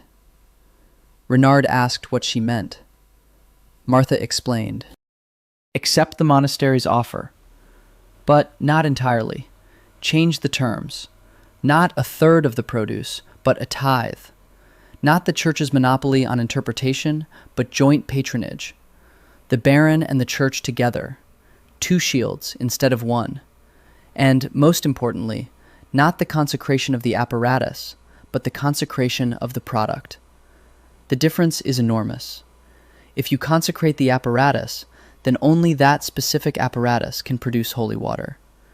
Any other apparatus automatically produces something unholy. That is a trap. But if you consecrate the product, then the liquid that has passed through Renard's hands becomes holy. It doesn't matter what machine is used. It doesn't matter where. What matters is who. And that is Renard. It's subtle. It ties the holiness to the person, not to the instrument. And that means Renard can build new machines. He can expand. He can change the equipment. As long as he is at the center of the process, everything is legal. Everything is sacred. Renard looked at Martha. The daughter of a village baron was discussing church politics with the precision of a lawyer. He asked where she had learned this. Martha replied that she had grown up in a castle among soldiers and accountants, that she had been reading ledgers since she was 8, that she had been negotiating with suppliers since she was 12, that law and contracts are a language she masters better than any other. Renard realized something important. Martha isn't just a smart woman. She's a politician. And she's committing herself to his cause not out of curiosity. She sees the distillate as an instrument of power. For her father. For the castle. For herself. That's not a bad thing. It's simply a fact. He decided to accept her plan. With one amendment. He would not go to Brother Sebastian himself. Let the baron conduct the negotiations. That is a lord's business, not a craftsman's. If Renard bargains with the monastery personally, he places himself on the same level as the church. That is audacity, which will not be forgiven. But if the baron negotiates on his own behalf, that is the normal order of things. A lord negotiates with the abbot, business as usual. Martha agreed. She spoke with her father that very evening. Renard was not present. But an hour later, Martha returned and said that the baron had accepted the plan. On one condition. If the monastery agreed to a tithe instead of 1/3, the baron would retain the right to dispose of the remaining produce. Not Renard. The baron. It was a reminder. Renard is an employee, not a partner, not a lord. An employee. Well paid, protected, but an employee. Renard accepted. Now was not the time to argue about status. The Baron sent a messenger to the monastery the next day, with a letter, with a counteroffer, a tithe of the produce, consecration of the product, not the apparatus, joint patronage by the Baron and the Church. In return, the Church would declare the distillate a gift from God and protect the production from accusations of heresy. The reply came 4 days later. Quickly. Too quickly. It meant the monastery was ready to negotiate, that they had expected a bargain, that the third was a starting point, not a final offer. Brother Sebastian sent a letter. The monastery accepts the tithe, accepts joint patronage, but insists on one point. The consecration will be public. Father Bernard would conduct the ceremony in the village church, in front of everyone. The peasants must see that the church had blessed this process, that it was not witchcraft, that it was a gift from God. Renard understood why. A public consecration was a statement. The church was putting its seal on it. After that, anyone who says the distillate is the devil's work is going against the church. It's protection, real protection. Not just words, institutional. But it's also a chain. After the public consecration, Renard will no longer be able to step out from under the church's wing. He will be a producer of holy water, forever, or until the church decides otherwise. The ceremony was scheduled for 10 days later. Renard was preparing. He increased his stock. He distilled everything that was in the barrels. He filled 20 flasks, 10 for the capital, 2 for the monastery as the first tithe, 8 in reserve. He worked 18 hours a day. Dietrich could barely keep up with bringing firewood. 2 assistants worked in shifts. The workshop never stopped, day or night. During breaks, Renard thought of Martha. She was right about everything. Every piece of her advice turned out to be spot on. Every one of her calculations came true. She saw right through people. She knew what the monastery would say before the monastery said it. She knew what the father would demand before he demanded it. It was frightening. Not because she was dangerous, but because Renard was beginning to depend on her mind. Just as the wounded depended on the distillate. Just as the Baron depended on his apparatus. Dependence is a trap, even if it is comfortable, especially if it is comfortable. The day of the ceremony turned out cold. The sky was gray. The wind was sweeping dry leaves across the ground. The whole village had gathered at the church. Peasants from Holzdorf, people from the Baron's 2 other villages, soldiers from the garrison, servants from the castle. The coal miners Klaus and Dietrich stood in the back row. Even Gottfried had come. He stood by the tavern wall across the square and watched. His face was stony. His arms were crossed over his chest. Father Bernard waited at the church entrance, in white vestments, with a cross in his hands. Brother Sebastian stood beside him, also in white, smiling, round-faced, as if for a holiday. Baron Walter arrived on horseback, in his finest clothes, with a sword at his belt. Martha was beside him, on horseback, in a dark dress with a high collar, her hair tucked under a veil, her face calm. Renard walked on foot. Beside him, Dietrich carried a wooden box.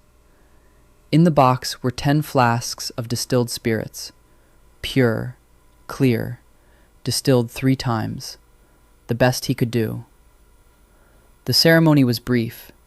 Father Bernard spoke for 20 minutes, about God, about gifts, about how the Lord sends healing through the hands of mortals, that aqua sancta is God's mercy given through fire and water, that whoever receives it with faith will be healed, and whoever doubts will remain in sickness because of their unbelief. Renard stood before the altar and listened. Every word was carefully chosen. Father Bernard did not mention distillation. He did not mention copper and steam and condensation. In his version, the distillate came from prayer and fire. Period. Science fades away. What remains is a miracle. Then Father Bernard took a single flask from the box. He raised it above his head.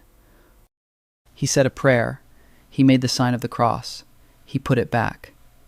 He repeated this with every flask, 10 times. The crowd stood in silence. Some crossed themselves.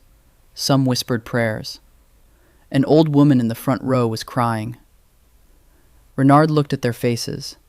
He saw reverence, fear, hope. People believed. For them, it was a true miracle, a liquid that heals wounds, blessed by a priest, bestowed by God. They didn't know and didn't want to know about stills and fractions and wild barley. They needed a miracle, and they got it. After the ceremony, the Baron threw a feast. Tables in the castle courtyard, meat, bread, ale. People ate and drank and talked about the holy water. Renard sat in a corner. He ate little. He watched. Martha approached him. She stood beside him. She asked what he was thinking about.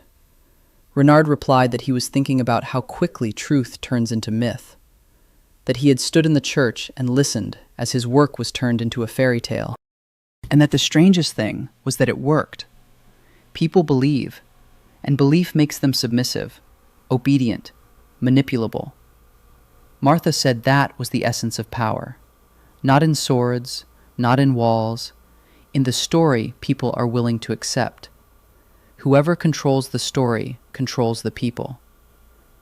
Renard looked at her. He asked what story she controlled. Martha didn't answer. That evening, after the celebration, something happened that Renard hadn't foreseen. The Baron summoned him to his chambers, alone, without Irvin, without Martha. The Baron sat by the fire, a goblet of wine in his hand, his face red, not from the wine, from something else. He said he was pleased, that the ceremony had gone well, that the church was now an ally, that the crown was receiving supplies, that everything had fallen into place. Then he fell silent, for a long time. He drank wine. He stared into the fire. Then he said he'd been thinking about the future, about what would happen when he grew old or died, who would inherit the castle, the lands, and the people. He had no sons, only Martha. By law, she could inherit if she married a man approved by the Baron. If she has no husband, the land will go to the crown or a neighboring lord. The castle will cease to exist as an independent estate. The Baron looked at Renard and spoke plainly, without mincing words. He was offering Renard the chance to marry Martha. Renard stood there and felt the ground slipping from under his feet, not from joy, not from fear, from understanding. There it was, the trap described in that document in his memory. The Baron was offering his daughter in exchange for the recipe. This was not generosity. It was a deal. Through marriage, Renard would enter the family. The recipe would become the property of the house. Von Stein, not Renard, not a vagabond from the forest, but the Baron's son-in-law, a vassal, part of the system, forever. To refuse is an insult. The Baron is offering his daughter, his only one, his heiress. Refusal means that Renard considers himself superior, or that he considers Martha unworthy. Either way, it's war. To accept means losing the last thing he has, freedom. Not the kind he barely has anyway, but inner freedom. The ability to walk away, the ability to say no, the chance to be himself, not a cog in someone else's system. Renard asked for time. The Baron frowned. Then he nodded. He said a week. Renard left the Baron's chambers. He crossed the courtyard. He went into the workshop. He closed the door. He sat on the floor by the apparatus. The copper cauldron was cooling quietly. A drop of distillate hung at the end of the tube, without falling, as if it were waiting. He thought of Martha, of her mind, of her calculation, of the way she looked at him, with interest but without warmth, as if he were a problem, as if he were a tool. Did she know about her father's proposal? Of course she did. She knows everything that happens in this castle. Maybe she came up with it herself. Maybe it was her plan. To bind Renard for good. Not with chains, not by command, by marriage, the strongest chain of all. Renard sat in the dark and listened as the drop finally broke free from the tube and fell into the cup. A quiet clink. One. The only one. Like the toll of a bell. Renard didn't go to Martha. Not that night. Not the next day. He worked. He distilled. He was silent. He thought. Dietrich sensed that something was wrong. He didn't ask. He had learned to read Renard's mood by the way he moved around the apparatus. Quick, sharp movements meant anger. Slow, heavy ones meant fatigue. Now his movements were even, mechanical, like a man who does one thing while thinking of another. On the third day, Martha came on her own. She closed the workshop door. She sent Dietrich away. She stood by the wall, silently. She waited. Renard didn't turn around. He watched the raindrops. He counted them.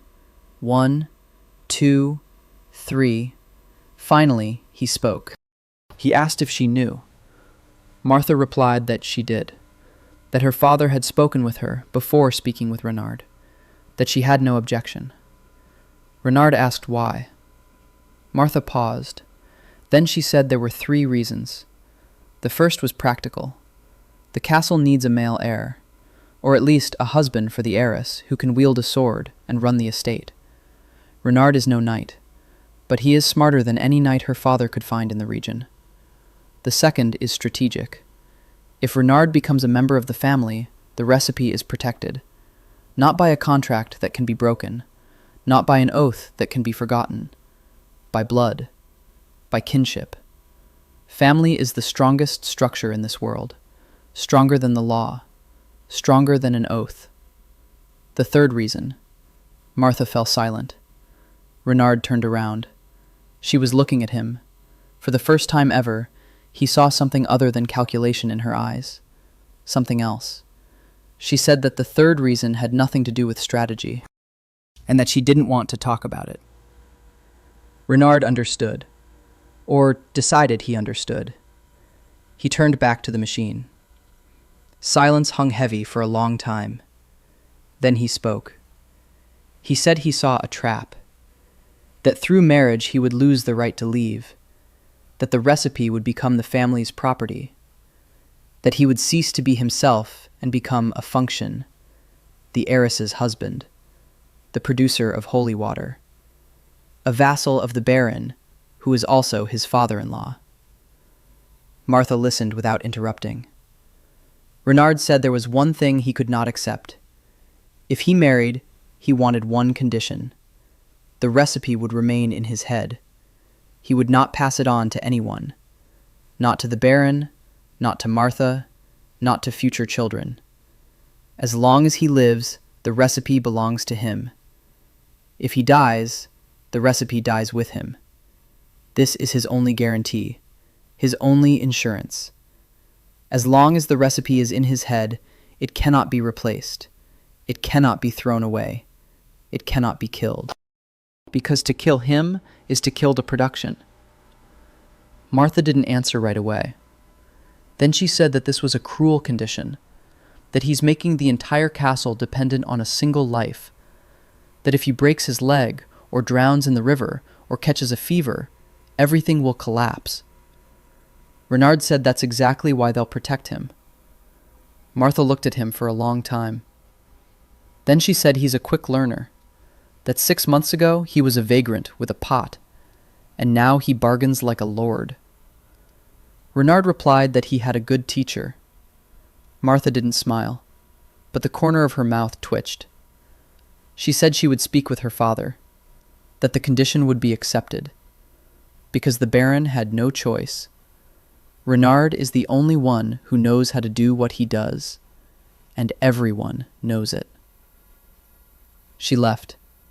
Renard was left alone. He sat down on a bench. His hands were shaking, not from fear, from the realization of what he had just done. He had agreed, not with words, but in essence. He had set a condition, and conditions are set when a deal is accepted. 2 days later, the Baron summoned him again, this time in the hall, with Erwin present, with Martha present, with 2 soldiers as witnesses. The Baron announced the engagement, Renard and Martha, the wedding in a month, after the harvest. Renard stood and listened. Martha stood beside him. Their hands were almost touching. Almost. Erwin read the terms. Renard would join the von Stein family. He would receive the right to a portion of the land. He would receive a title, a minor one, but sufficient to no longer be considered a commoner. In exchange, Renard would be obligated to produce distillate for the needs of the castle, the crown, and the church. The recipe would remain Renard's. This was recorded, on parchment, in ink, sealed with the Baron's seal. Renard looked at the seal, a piece of wax bearing the coat of arms. It was now his coat of arms too, his family, his cage. He left the hall, walked across the courtyard, past the smithy, past the workshop, went out through the gate, went down to the road, and he walked, not toward the village, into the forest, toward the mill. He needed to be alone.